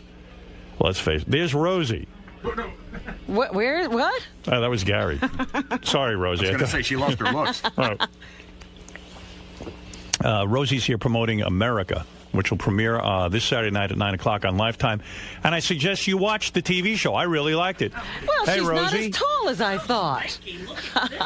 Not bad studio. You never saw a radio guy with a studio like that. I've never seen a TV person with a studio like this. Nice to see you, Rosie. With the Robocam. Hi. Yeah, 5 Robocams. And lots of people behind me. You've got Fred, you've got Benji, you got Artie. And why is Robin in a bulletproof boot? Robin is in a bulletproof booth. I often say things that get me into trouble. You know why, Rosie? Because Robin, when we first started working together, we worked at a radio station where we were separated by glass. That's just how it was set up. Yeah. And it became very comfortable. She could work behind the glass and not interfere with what I was doing, and I didn't interfere with what she was doing, and we became... And it also became, like there's a very male atmosphere And this is You're the kidding. testosterone protection And zone. that is what this is. This is the dome of testosterone protection. It wasn't so male when we first started. Yes, it was. It was? It was sort of like a locker room, and I, rather than being a part of it, I could just observe it and not interfere. You don't like the smell of a locker room? I hate the smell of a locker room. It's so beautiful. It's a little bit like a toll booth thing here. You know, you're the toll booth collector, protected. If you feel unsafe, go sit with Robin Okay. in the booth. I may do that. I'll and let you'll you be know. fine. You just stop drinking? You Yeah. don't drink any alcohol? No. Because I know we were thinking of Was going out that- to dinner, but I don't think that's going to be fun if you're not drinking. Was that a problem? Well, you know, I didn't drink for about 8 or 9 years in my 20s. And then... Me neither. Really? Never occurred to me to drink. Same with me. And Yeah. I was sort of like, I just worked. That's all I did was work. My whole focus was work. I said, why would someone waste time drinking? Okay, so then, you know, when I was 30, I started drinking, like, beer at clubs. And then, you know, about 3-4 months ago, my oldest son, who's about to turn 14, I said, hey, can you get me a beer? Because he loves to open, you know, the thing. Right. And he goes, no. Wow. I go, It what? upset him. I said, why? He goes, I think you're drinking too much beer lately. I go, since when? He goes, about 6 months. Ooh. I said, wow. I go, you know, when I was 20, I didn't drink at all for like 9 years. He goes, you should try that again. Do you think you were drinking too much? Yeah. Why do you think you were drinking so much? I think a little bit it started during The View, which is sort of like a joke, but not really. But I think it did. Like, you know, I would... that's when I think I would notice there was an upkick in the drinking. See, I never understood you with your relationship with your TV shows. Yeah. Like, something really gets to you when you have a successful TV show. It drives you crazy, in a sense. Well, I only had one, really. Well, yeah, okay, so you left that show. Yeah. And then even with The View, I never thought it would work out on The View because I don't see you playing with 4 other women. I see you as the lead singer. Oh, that's sweet. And there's too many. You really didn't need them to function. In other words, they got in your way. Well, you know, it was somebody, you know, Barbara asked me, and I thought, well, okay, let's try it for a year. Right. Stick my toe back in the fame pool, see if I wanted to go swimming, and, you know, see how it would work out. And we all watched how it worked out. See, I always thought fame was really super important to you. And then when you suddenly said, okay, I'm coming out of the closet, which was a big, big move for you because that had to be what's scarier? Going up on stage doing stand-up the first time or coming out of the closet when you have all of America on your side, hit television show, sponsors up the wazoo, and you don't even know what's going to happen if you come out of the closet? Which is scarier? The truth is, Howard, that I was already way, way, way successful. I had enough money. Right. I was in the safe zone. You know, I didn't do it at a time when it was a threat to my career. But when I was starting that show in '96, nobody talked about being gay. No. Ellen was not out. Will and Grace was not on the air. That's right. Nobody would even ask me in interviews. It was something that the press sort of ignored. And then, you know, in the last 10, 15 years, it's been a total change in gay awareness and the gay movement, gay rights, everything. And when I did come out, it was because of the foster kid that I had that we weren't allowed to adopt. Right. And I thought that was a good enough reason. You know, I didn't want to just have an announcement, oh, by the way, I'm gay. But when I took the job in '95, I told them that I would do it for 5 years and then I would quit. What's scarier, going up? Well, how old are you when you first went up on a stand-up stage? 16. 16? Yeah. Kid from Long Island? Yeah. And what gave you the confidence to do that? I did a show in Colmac High School South, the Senior Follies, where you make fun of the teachers. And one kid, a year younger than me, his older brother, Richie Minervini, owned the East Side Comedy Club. Yeah, I know that guy. He came over to me and he said, you should be a stand-up comic. And I'm like, nah, I want to be an actress. I want to be on Broadway. You mean you were that good at getting up and making fun of the teachers? Yeah, we did sort of Saturday Night Live skits. Right. And I would do Rosanna Dana. Wow. And I would, you know, make fun of the teachers and I wrote the whole show. Wow. And so you said, hey, maybe I could go up on stage and do stand-up comedy when everyone said how great you were at this. Yeah. And where do you go to do that? At Minervini's place? I went to Minervini's place. And you walk up on the stage and you had what? You'd written material down? No, I saw Merv Griffin the day before and Jerry Seinfeld was on. Right. And I remembered his act. You did Jerry's act? Not only his act, I did his inflection. Everything. I was like... You were the Jerry Seinfeld experience in a sense. I walked on stage and I'm 16. I'm like, so I'm driving here and on the car stalls. I'm opening the hood and I'm looking for... What am I looking for? A big on-off switch? On-off? I'm thinking, hey. Like, I even did his I'm thinking, hey, you know. And, of course, I killed. And I came off stage, and all the comics were in their little wolf pack like they are. They're like, where'd you get those jokes? I said, Jerry Seinfeld on Merv Griffin. They're like, you can't do that. I'm like, why not? First of all, don't admit it. Well, I didn't know. I thought it was like a song. Streisand didn't write her song. No, but that's so great that the comics, you know, knew probably that she got it from there, and they expect her to lie. And she's like, no, I got it. No, this is where I'm very honest. Well, I saw it. I was like, well, those are funny. I'll just say that. So people came down on you for using Jerry Seinfeld's act, and then you said, oh, I better go home and what? Write down an act? You had to go create an act. Well, I sat at the bar with them, and they're like, you know, you have to just talk about your own life. You can't just talk about somebody else's material. And I was like, well, that's crap, because Streisand, you know, I had all these analogies of music. So then they said, well, come back tomorrow and try it yourself. And so I went back, and they let me MC. And I just learned from doing, you know, MC and talking about my own sort of family life and, you know. When did you start to feel really famous? After, like, you had that show on VH1? You used to do the stand-up on VH1 for a while. Did you start to feel like you were really getting famous, that you were becoming a big star at that point? Or was it when you... It was in '84 when I was discovered at the Eastside Comedy Club by Ed McMahon's daughter, who was in the audience and came over to me and said, my dad's Ed McMahon, and I'm going to put you on Star Search. And I was like, yeah, right. And I was still living at home with my dad. You did Star Search? Yes, the second year. Did you win? No. Isn't that weird? Who were you up against? Who won your year? Who won? Jackie Martling? No, no, but I've known Jackie since I'm 16. Right. But a guy won named John Kassir. But the year that I was on, it was me and Sinbad were in the finals. Right. Wow. And he and I both didn't win, and this guy, John Kassir, won. But I made like 30 grand, which to me was more money than I could imagine. Right. I moved to L.A., right. and I started doing stand-up at the clubs there and going on the road. And at the time, I was like an opening act, and after Star Search, I got to headline. Now, headline where? You know, Young, Bonkers in San Antonio. Right. Did you think you were going to be big? Did you think you'd be a big star? But not at stand-up. I thought I would be a Broadway person. I thought I would. No kidding. Yeah. Like a funny sort of actress doing a role in South Pacific or something, right? Exactly. Like the goal, of course, was always Streisand, but knowing that I couldn't sing, I thought I would, do some sort of, Broadway, Maureen Stapleton kind of career. And now that you think about it, with all the things you've done, maybe being a Broadway actress would be the most boring thing in the world, because you'd have to do the same thing over and over and over again. Actually, it's been the most fun part of show business for me. Yeah, because she's done Broadway, you know. Yeah, I know you've done it, but but you don't do it for long. You kind of bail out after a while because you get bored. I did Grease for a year, which, believe me, was very taxing. But to do a Broadway show, there's nothing like it in show business. You do a movie and you're there for a month, 2 months. The longest film I ever did was League of Their Own, which was 3 months. And that's where you become friends with Madonna? Yes. And you're still friends with her? Yes. Is that difficult for you? No, but it was at the beginning, because I remember she was friendly with Sandra when I was on VH1 as a VJ, and I remember thinking to myself, how can you be friends with her? What, with Sandra Bernhard? Yeah. Why? No, I remember Sandra was friends with Madonna, and I kept thinking, how could Sandra be friends with Madonna? How do you connect to Madonna? It was like Elvis. It was like too big of a person. But the day before I met her, and I didn't know I was going to meet her at the movie set, I went to see Truth or Dare. Right. And I saw that she was at the grave of her mom, and it had her mom's name, which is her own name. Right. And that's the same situation for me. And so when I met her, Penny said to me, tomorrow Madonna's going to come in. If you make her funny, then she'll do the movie, so try to do good. Oh, my goodness. And I was not a lot of pressure. Exactly right. It all falls on your shoulders. What? So she walks in, and I said, hey, I saw your movie yesterday. My mom died when I was 10, and I have the same name, and I totally related to it, and we became sort of sisters at the moment. But Madonna's brother describes that even when she had a group of people over once, I think you were included, and you all played Truth or Dare kind of game, and Madonna would purposely ask questions where everyone would sort of kiss her ass, in the sense that she would say, who do you want to kiss most in the room? And everyone knew that it would be Madonna. Everyone wanted to kiss Madonna. That she is so the focus. She is so the star.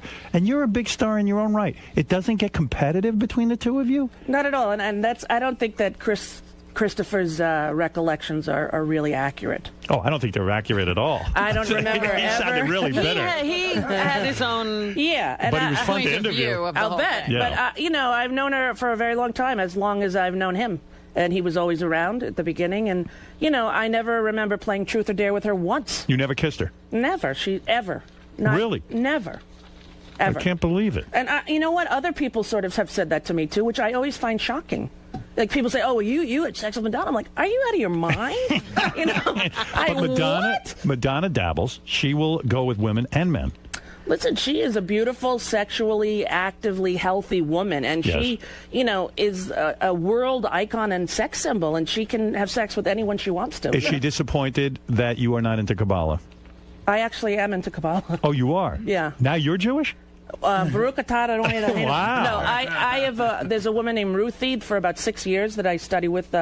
About once a week for months and months at a time, and I've done a lot of different spiritual practices in my life. But and you like Kabbalah? Well, I don't go to I don't go to the center. I don't go. You don't? No. How do you practice? Sandra Bernhardt told me recently that she went and she got a little fed up because Madonna brought A-Rod, and A-Rod was holding the Torah. The Torah, yeah, he was. Yeah. She said it got too weird for her. Well, in Israel, I went to Israel for Rosh Hashanah about 2 years ago, and there were a lot of celebrities up on holding the Torah, and I thought the same thing. I'm not really sure if those guys are the most. I don't know, but maybe it's me. Yeah. But, So you consider yourself Jewish now? No. You're not going to convert? It's not actually associated with Judaism, which is shocking. Even though it's the study of the Zohar, which is the mystical interpretation of the Torah. But how do you practice? You don't go to the center. I mean, what do you do? You don't practice. You study. You study. Yeah, okay. you study. And Kelly, she's involved in this as well? She's a Buddhist. She's a Buddhist. That's what she studies. Buddhism. So it's a mixed marriage. Kind of, yeah. But they took away your marriage, didn't they? Well, the initial people. Can they? They did, actually. The people who were married first, by Gavin Newsom in San Francisco when he did that, when it all started, we went and did that. I remember, and I was very pleased with you that you stood up and you got married and you made it very public, and it was really kind of exciting that you did that. Yeah, you know what happened? Truthfully, we were watching TV and the war had just started, and there was a break special announcement, and I thought, oh my God, we've lost a whole troop, a whole platoon. What happened? Right. And he said, I just want to say that we're going to make an amendment to stop those gays from getting married. And I was so livid that I said to her, get a plane ticket, we're going to get married. She's like, all right. That was it. It was in response to, what appeared to me to be the most gross art of distraction that any president ever tried, and to debase the people. And I just thought, if you want to count the people who are standing in line, who are guests, somebody famous needs to do it. And then I thought, well, I'm famous, I'll do it. Were you devastated when your marriage was taken away? And was Kelly devastated? Kelly was. She was? Yes, but I had expected it. When we got married, I knew that it was in some ways an act of civil disobedience, in that it was not legal for gay people to get married. It's very frustrating. Yes. Because you got married. Right. And it looked like there was change about to happen. Yeah. And then all of a sudden everybody got all freaked out. Yeah. And took it away. Right. And once you have something and they take it away from you, it's devastating. Well, she gave me on my birthday our marriage certificate framed, and it's in our house, and the kids love it, and it's, and then when the annulment little letter came, she was they actually sent a letter? Yes, they did. Oh, wow. It's like, in case you think you're married, you're not. Oh, my goodness. Listen here, asshole. Yeah, no, it's we dear got lesbos. news for you. You lesbos are not married. Yeah, no matter what you think. But wow. It really did upset her, and I was like, listen, honey, it's not going to happen overnight. Why do we always read, I don't know, why do we always read that your marriage is in trouble, your relationship with Kelly's in trouble? Why are we always hearing that? Is there any... Where do you read it? Inquirer stuff, tabloid stuff, and I know most of that stuff's not true, but... I've never read that. I didn't read it either, but I've heard people say it. Yeah, that your marriage is always in trouble, that you're either getting bored or she's getting bored or something's going Everybody's wrong. bored. Oh. Yeah. Well, that's true. With 4 kids, we are bored. Is it hard to be... All we do is play Boggle and Bananagrams. But isn't it hard to keep any kind of romance going with Kelly if you, in fact, have 4 kids? It's almost impossible, right? It is, but she's the reason, I think, that we've stayed together. She's the reason that we still, have interest in each other and alone time, where she schedules time just for us to go away. Date night kind of thing? Well, yes, but date night away from the house, because date night with 4 kids in a house is not ever a date night. If you didn't have that, and you being Rosie O'Donnell, big star, don't you think that maybe you would stray, that you'd say, hey, I have to go find romance somewhere, I need that spark? No. You do not think that would happen? Because I told you when I was on the phone, which I don't know if you believed me, that I am not a very sexually... I don't believe you. I know you don't, but I know that you used to have something going on at the Four Seasons. That's what you said, which I think is so funny. I had always assumed that you orgied with tons of women. that Honey, you had a in wild fact, he life. would tell me. It's so Rosie crazy. has the hottest women. Yeah. First of all, I just want to say this. was very I don't angry. even like to be naked like with Kelly. Like I turn the lights off in the shower. The thought of an orgy, the closest thing to an orgy ever was I went to once Madonna's sex party when she had the sex book. Right. She had Yeah. the opening premiere party, And she's naked. there were people naked, including like she was. I think her top was off. But that to me was the most wild sexual thing that had ever happened to me. Did you feel compelled to get nude with other people there? Howard, I don't get nude easily. Right. No, trust me. You have a bad body concept. You're overweight, and you feel, I don't want anyone to look at me. I don't really identify myself as a sexual being, which is a weird thing, and my shrink works on it with me. But I don't think of it. And when someone is kind of flirting or kind of, coming on to me, I don't even usually know it. Do you think that's why you hold on to your weight? That it keeps you from being sexual? It keeps you from being... I think it's definitely one of the reasons. And I'll tell you, I relate to that completely. I do. Yeah. Why, that's with your weight? Yeah, I know think he won't even take his socks You're off. making yourself unattractive. I understand what she's saying, because sometimes you feel insecure and then you don't want to, you know what I mean? And then the weight thing is like a way to go, well, look, you don't feel like being intimate. Look, when I get thinner, maybe we'll do something, or it's weird. Yeah, well, once I did, I went on Diet Center, which is, one of these many, many ridiculous things that you can try. And I got down to, like a size 12 or 11, like jeans tucked in with a belt. Was that when you did the Gary Marshall movie? I remember you got thin for that one where you played the dominatrix and all that. It was right around there. It was actually a little thinner than that, and I stopped to go to the Improv at a gas station, self-serve. Right. And the guys, nice-looking guys, came out to help me with the gas. Now, that had never happened to me before in my life. And I remember, being overwhelmed, and they was really kind. Where are you going? I'm like, oh, I'm a comic. I'm going to the Improv. And, oh, really? Let me do your windows for you. I was like, what the hell is happening here? What's this world? Guys are hitting on you. And then I stopped at Baskin-Robbins on the way to the Improv, and without even really realizing it until later, But you have a fear of men. Too much you had bad experience. You were molested as a child? Yes. Yeah. So that would make sense in a way. You don't want attention from men. Yes, but although I know many women who are sexually abused who are not gay. Right. So I don't know that But maybe the weight keeps you. But I don't know. I can't figure it out. Because for me, you're a very disciplined person. Gay. Yeah. You are. I know if you wanted to be thin, you could be thin. I really do believe that. Yeah. I think you're a very disciplined person. So something's going on. You're in therapy. Something's going on with the weight that you're holding on to. Well, what's interesting is that I have 4 very fit, healthy kids, and none of them are from my gene pool. That's number one. Right. But number 2 is that they're fit. They have, Kelly is sort of in control of the food in the house, and when they want a snack, I always say, ask Mommy Kelly. I'm not in control of the food. But my daughter, who's now 11 and beautiful and tall and skinny, and she said to me once, Mom, do you know that you could look different? Uh-huh. And I was like, yes. She goes, you really could. And it totally struck me. I was like, she's noticing it. And last week we were in Miami. Do you think she's embarrassed?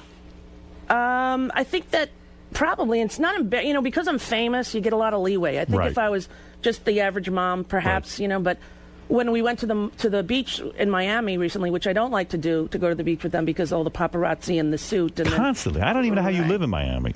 Well, we never leave the house usually. You don't? Okay. Yeah. But I went to the beach with them, and my son was making a sandcastle, my older son, and I was going in the water with the other 3, and I had a T-shirt over my suit, and I said, Park, I'm going to leave the T-shirt here, okay? Because he was near the shore. And he goes, why? I said, well, because I didn't want to walk from the blanket with my bathing suit, and I'll leave it here, and then when I get out, I'll grab the T-shirt. And he goes, Mom, when are you going to just accept your body?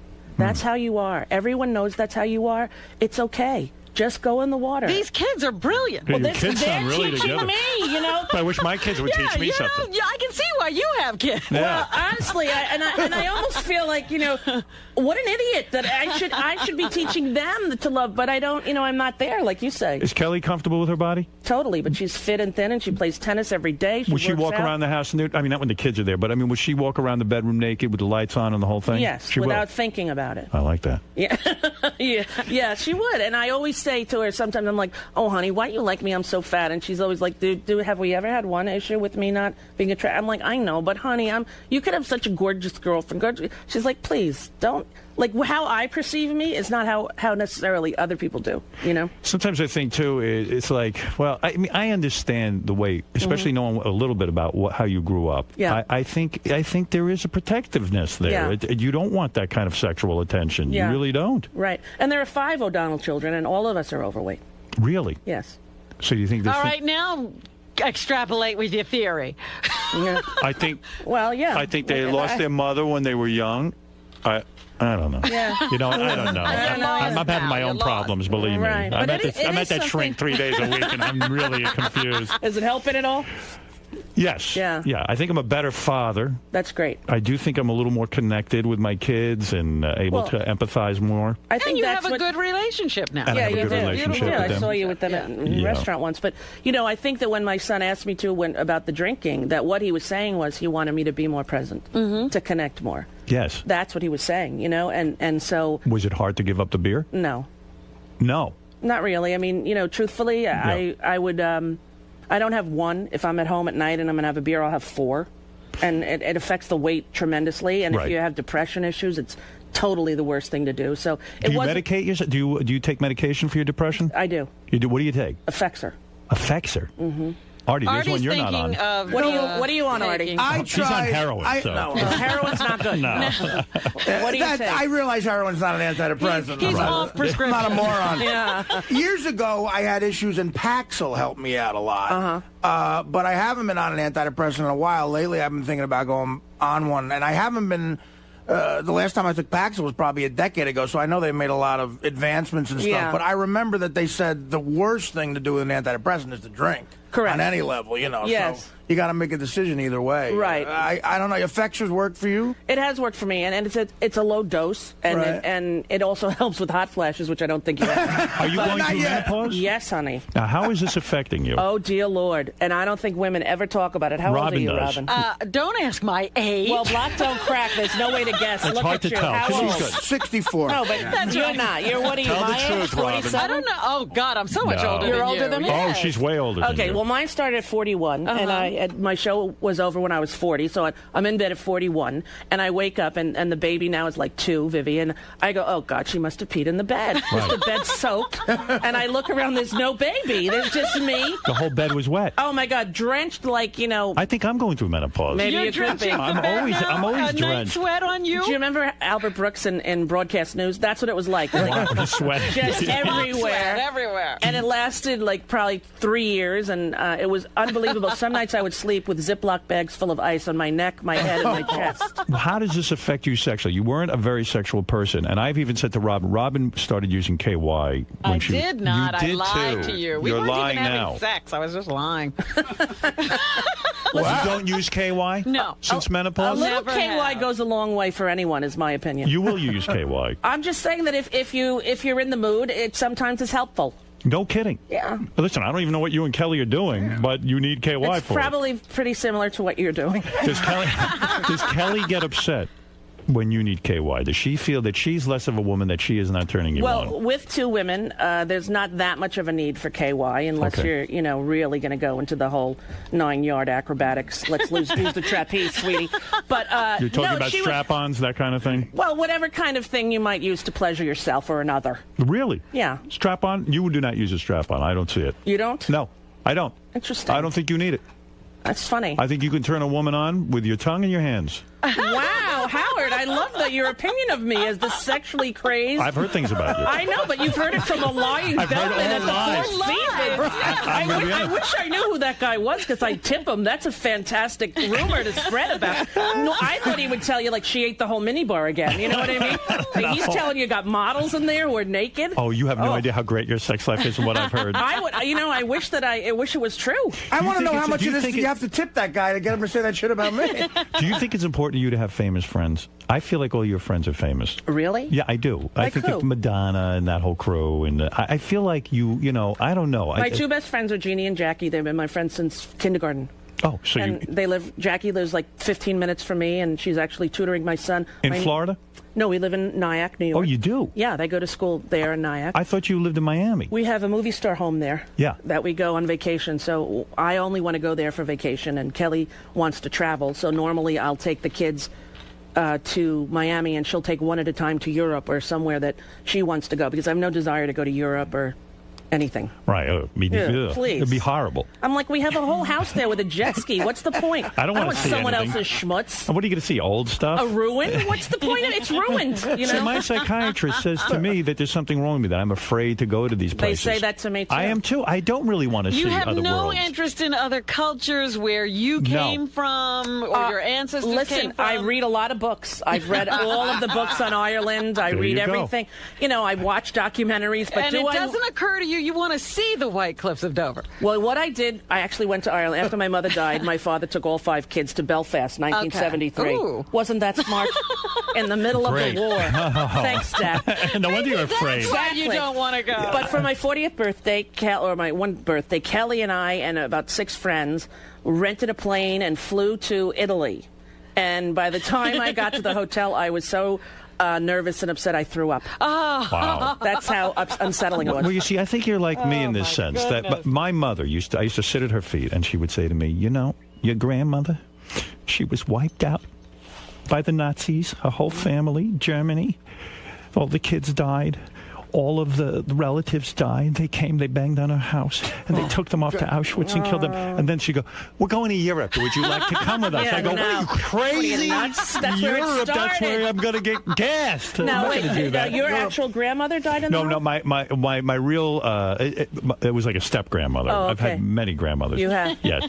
But Because I've read a lot of books about people our age who were raised by Holocaust survivors. yes, and you're more scared than actual people who've gone through the Holocaust. Yeah. I mean, the stories I would hear, I mean, who would want to even venture outside? I like sitting in the house. That's don't what want- I like. I'm Me like, too. why should we go to a restaurant? They deliver. Listen, you didn't feel protected as a kid. You're Right. scared. Exactly. And you still hold right. on to all that Yes. stuff. But I've gotten better in that I can now be in the house alone.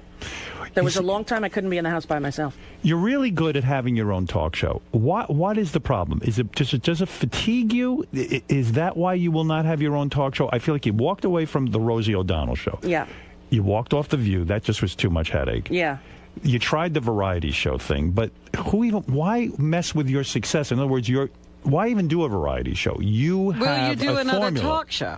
Yeah. Well, I had some meetings when I was in L.A. to promote this movie that I would last week. I was in L.A. and Right. you know, the reason that I left was because at some point I was really bored of talking to celebrities. Right. And I didn't want to interview somebody who did the same exact story the night before on Letterman that I watched. And it couldn't be authentic or real for me. Right. And it became less and less fun. Exactly. And so by the time I had the guy from the soap opera I don't watch for the 10th time because we hadn't, you know, it just, I felt like I had done it. And so now if I were to go back, I would want to do it with real people. I would want to do it with actual stories that are of interest. Not all heavy and not all, you know, but just to have fun. And maybe the occasional celebrity and that kind of thing. Talking about something other than what they're there to promote. Maybe it's the medium. Maybe because you are so successful, you do network television. That network television doesn't really allow you a lot of leeway. There was a point in my career where they came to me, ABC, and they said, we want to make you like sort of the Barbara Walters. Before the Academy Awards, you'll interview 4 celebrities, this and that. I said, well, but what are the standards? How am I going to be able to really ask anybody a real question? I don't think it was me. So maybe you were thinking for a while of going on MSNBC and doing a show. Which we were actually like 5 seconds away from I think that would have been good because you could have done politics. Right, you could I have would done have a lot loved of to do stuff. that. But, you know, Rachel Maddow actually took that job, and she's fantastic at it. She is? Yeah, have you seen it? I haven't watched her. No, she's really good. Let me talk to you about this special that you're promoting. Because, first of all, so I got a copy of it. They said, you got to watch it before Rosie comes on. And for some reason, I felt like that was a homework assignment. Like, Believe me, this I is- remember. On my show, I used to hate when people said that. It would be hard to watch it, or I'd watch it on fast forward. Well, you're a big enough star. I said, okay, I got to watch this. I said to Beth, we got to watch Rosie's show. I thought it was going to be some documentary or something. I Right. didn't know what I was in Right. for. And even Robin reminded me, I liked your last show, so I should watch it. So I went home with Beth. Gary went home and he watched it. Excellent, A+, great show. This is a story. Rosie plays a social worker. The kid who is the black kid who's gone through the foster system. Right. You've met him in a diner and Yeah. you put him. That's pretty bold. You're producing a show for Lifetime. Yeah. And you meet this kid in a diner and you just say, "Hey, you're a good-looking kid. Maybe you'll be the star of this thing." Well, we had read 100 kids for the part. We had 3 weeks of pre-production. We got to do the movie because we piggybacked on another Lifetime movie, used their crew, Right. and Detroit had unbelievable tax incentives for movies. So it was a one-in-a-lifetime shot, and it was right when I was supposed to be preparing for the variety show. Right. But I thought, I could sneak it in and do both. And we went to this diner 3 days before photography. there was this kid, and I watched how he was eating. He was very intelligent and stoic. And I said to the other producer, see that kid? That's the kind of kid that should do it. And he's like, what, are you going to walk over and, just introduce yourself? And I waited until one of the people at the table looked over and said, are you Roseanne Barr? Which I said, yeah. I said, Great. close enough. It's close. Let me introduce myself. Kid knows how to get a job. That's an opening. Yeah. But I said to him, would you ever have any interest in, he said no. He was an engineering student, and he was about to, go to college, and he had finals, and he was totally disinterested. And I said, well, this is the number, and we're filming the last 2 kids on Friday, and then we were going to put the movie in turnaround, not do it. Does he want to continue acting now? Does he have the bug? Well, he's gotten such rave reviews that I think he's going to be offered a lot of work. But he got into University of Michigan, and he's applied to Harvard and waiting to hear. Wow. And the girl who's in it, the attractive but very young girl, how old is that girl, the lead girl? She is 15. Her name is Rachel Castro. She's from Long Island. Oh, right. Yeah. Well, this movie makes you realize one thing. They got all the, and this is what I talk about on the air all the time. You got all these, you see that sickening Octomom. Yeah. She's busy having hundreds of babies. Why she can't, well, she's nuts, but why can't people sort of help out this foster care system? This is unbelievable. Everybody wants babies, but they want their own. I don't want to ruin the movie, but these kids, they go into foster care. 9 times they end up with a family where somebody's either abusive or sexually molesting them or something. We are so doomed. The statistic at the end of the movie says all these unwanted kids, most of them end up dead. Most of them end up in jail or homeless, right? Very few make it. 30,000 kids a year age out. When you age out, when you're 18, the state says we're done with you. We have no more services, no more therapy. That's it? You're on your own? Yep, no more place to live. Wow. In New York, it's 21. Right. But the rest of the country, pretty much, it's 18. And when they get out, of those 30,000 kids, 80% are homeless, and jail or dead within Doesn't the that first scare the hell out of you? It should. Could you imagine what's running around out on the streets? Well, remember when Nebraska had that crazy law? Yes. And people were driving there to give away their 13-year-olds? Right. It was crazy. Yeah, that was in November when we were filming this movie, actually. As soon as they passed that law, it was supposed to be for newborn babies. You could drop it off, and people were dropping off their teenagers. Yeah. But the movie's a real good story. It's a little bit sexual, a little bit violent. It's got something for everyone. Mm-hmm. It's a story of a guy who basically finds himself, but it's a really horror story that he goes through. But it's really well done. I loved it. I absolutely loved it. I recommend it to the audience. If there's a flaw in it, there's no Spider-Man.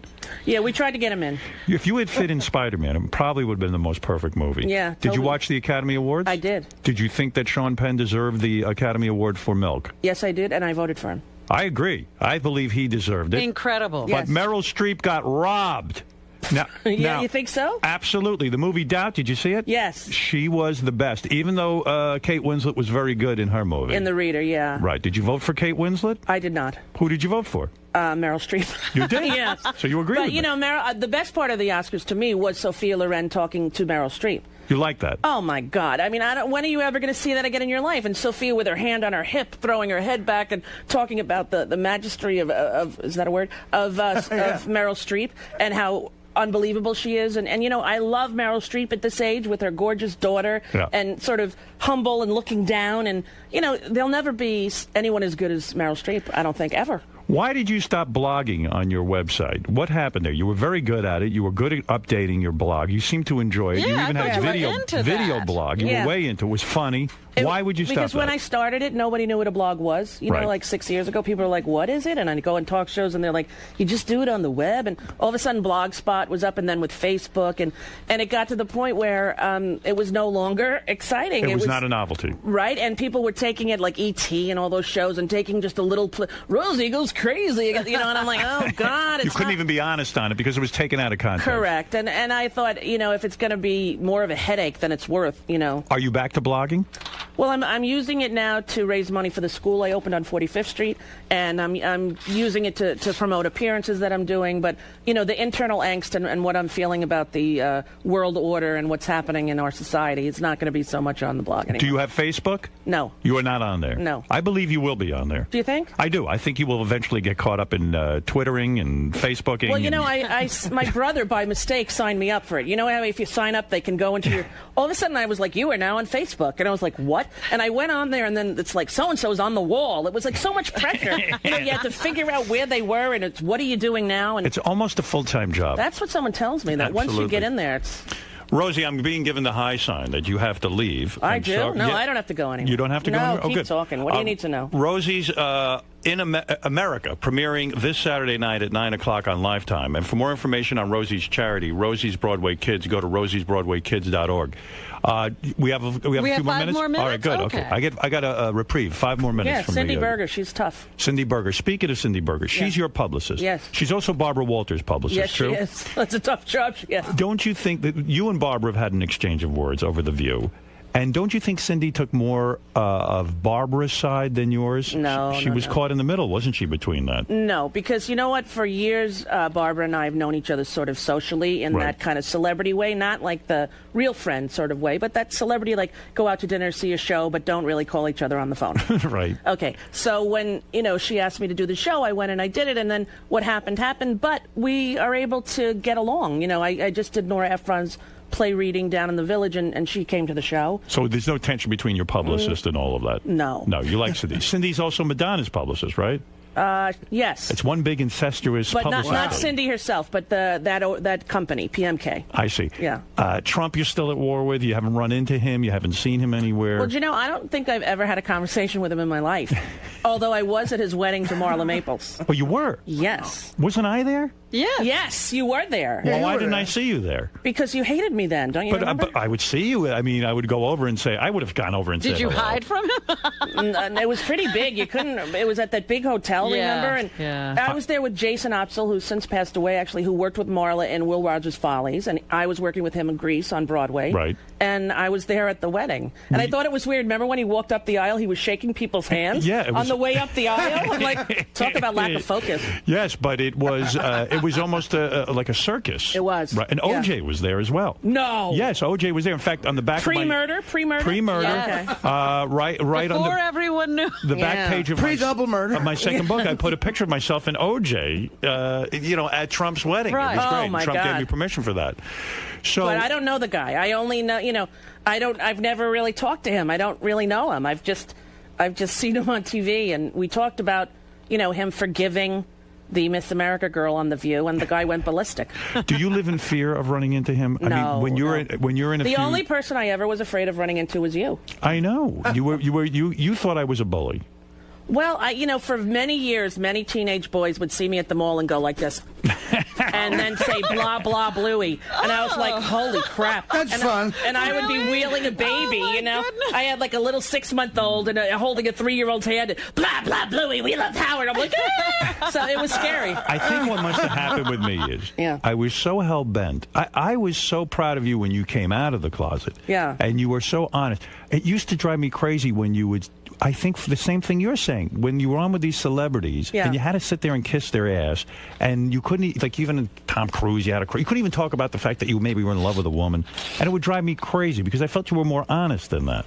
Yeah, it was a tough, listen, it was a But tough it's time. hard. If I could go backwards, in 96, to think that I would have the courage or that it was possible to talk about being gay. I remember when they said, we have a brand new show coming out on NBC about a gay guy living with a woman. I'm like, well, that'll never air. Right. Remember when...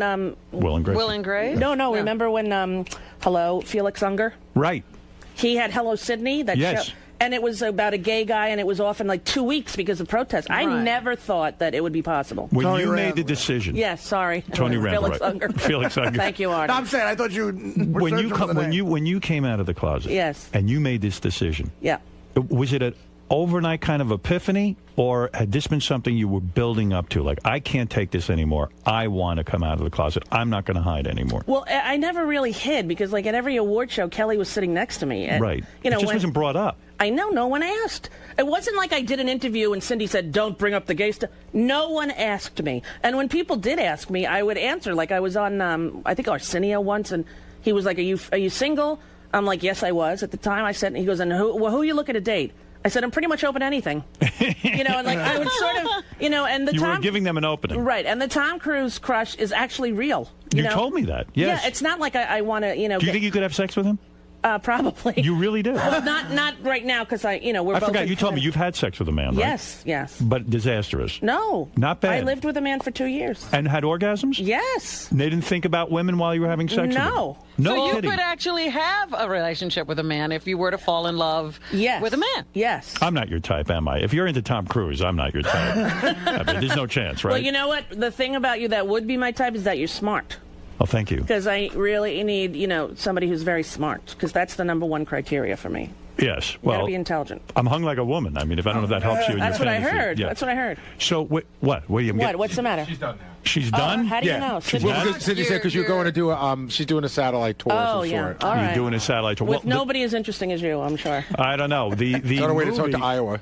Yeah, right. There was so many more questions I had to I'll ask come back. you. I'll come back. You need to come back. All right. And now that I've seen the studio, I'm like, wow. You love it. There's things you could do here. You have no idea what we're doing. And Some we've of them done- might we've have- done Oh, my God, what we were doing just before you came. Yeah. We did it every day this week. I don't even know what the panelist thing is for, but it's That was actually just for Superfan Black Trivia. Yeah. Superfan Black Trivia. Well, it's Black History Month. You know that, certainly. Oh, yes. Who is the biggest black superfan? We had to find out. Of And the we Stern Show. Did you yeah. find one? Oh, yes. Yeah, the guy was terrific. Rosie Show America. I'm going to ask you to please watch this. It premieres this Saturday night at 9 o'clock on Lifetime. I promise you, this is a good story. It's a movie. It's a movie. And it's good. It's good. It's not boring. It's not boring. It's good.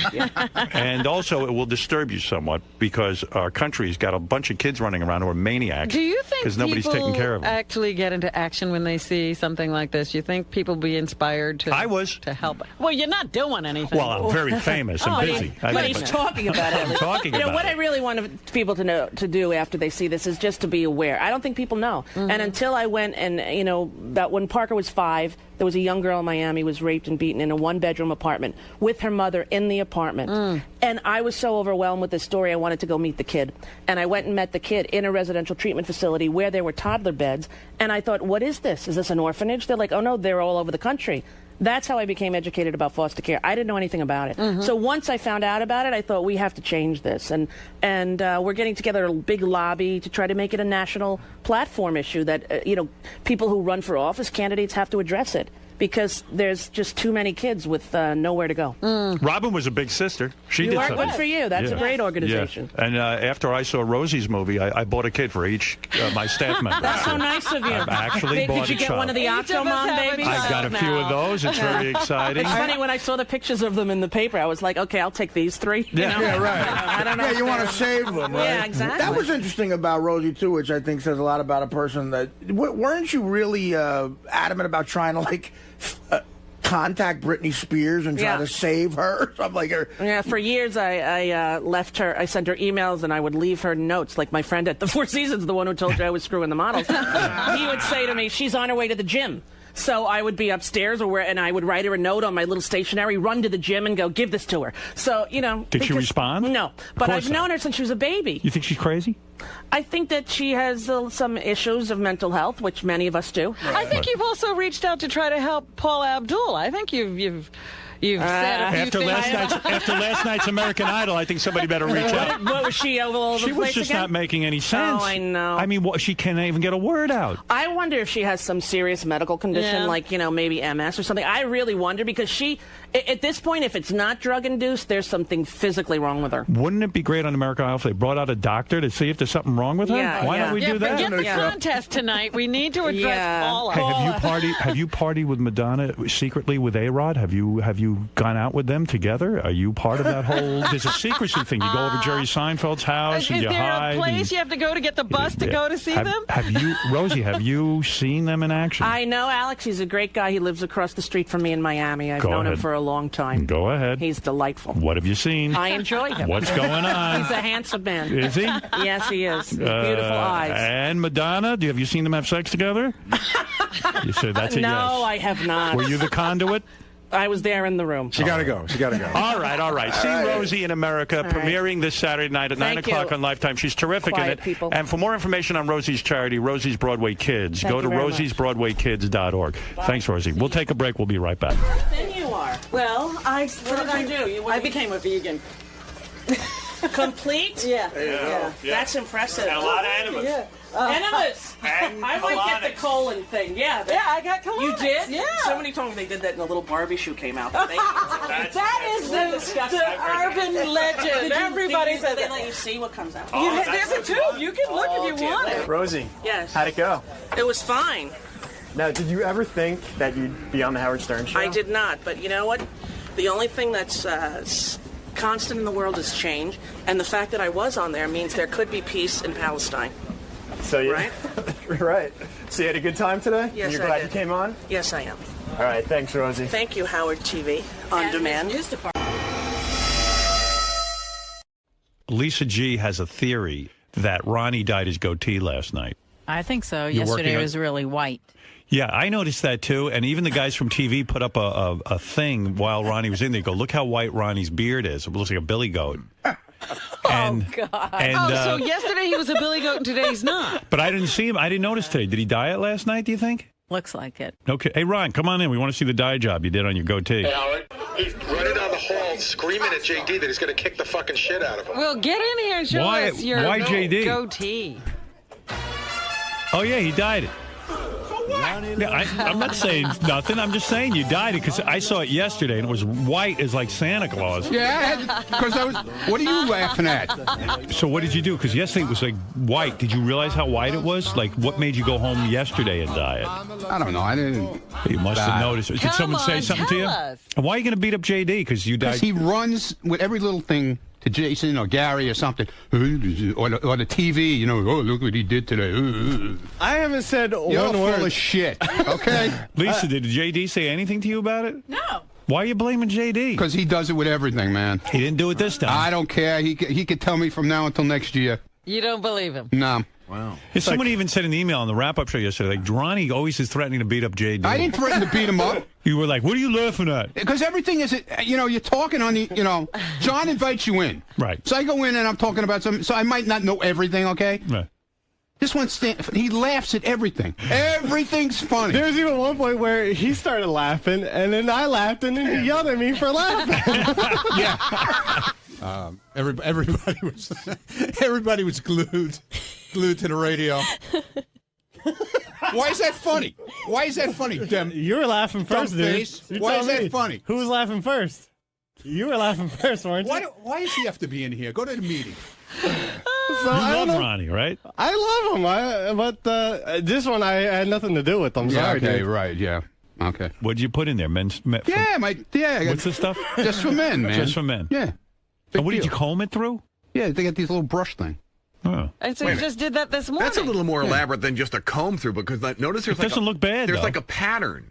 Well, you know, he it's got makes like a sure to zebra leave pattern. some- What would you like me to do, dude? No, It's but a like little brush thing. No, It's what a I'm brush. saying is, but you're like going in a specific way, no? No, it's got this little brush. Right. Little small brush, and you just go through it. But you're not putting it in the hair in your head, are you? No. I got all gray hair back here and shit. Come on. But on your beard, you're doing it. But I think you did a decent job because you left a little bit of gray. Right, you don't go Well, that's why totally... I try to leave it natural looking, you Although know? I got to tell you, in some spots, it's super dark. Like it's That's like funny. on the sometimes the sides. dye. That's No, like right in the middle there. It's like a fan. Sometimes the dye. Yeah, sometimes the dye gets real You thick know what's in places. interesting? Like, see this one part? I don't know if you can see it. Right, you just turn your head. I know what you mean, under the lip. No. Turn Right, your the head. fan Oh, okay. part. Back. Right, Yeah. go ahead, Right point to it. here, it kind of looks like spaghetti sauce. Yeah, like it spilled on his chin. Yeah, well, maybe I just spilled something. I don't know. How long does it take you to do that? 5 minutes. Oh, and you did it this morning? Because you get up early. Yeah. He gets up way early. What time you get up? 3:15. I got to take care of the dog. So like at 3:15, you're dyeing your beard? No, but it's about 3:45. Yeah, because he takes care of the dog Takes first, 5 minutes. Then he dyes his beard. I would do it at night, I think. Yeah, well, I forgot last night. Yeah. I was tired. How often do you have to dye your beard? Once a week. Wow. But Once you a let it week. go Yeah, well, for it a grows while. in, dude. You know? Okay, It take grows easy. in. All right, You get calm down. roots? Yeah, you get roots. You get roots. Your roots are showing. You get roots. But did you forget for a while, or did you? No, I'm telling you, it's a week, and Yeah. It's a pain in the ass, though, the it upkeep. is annoying.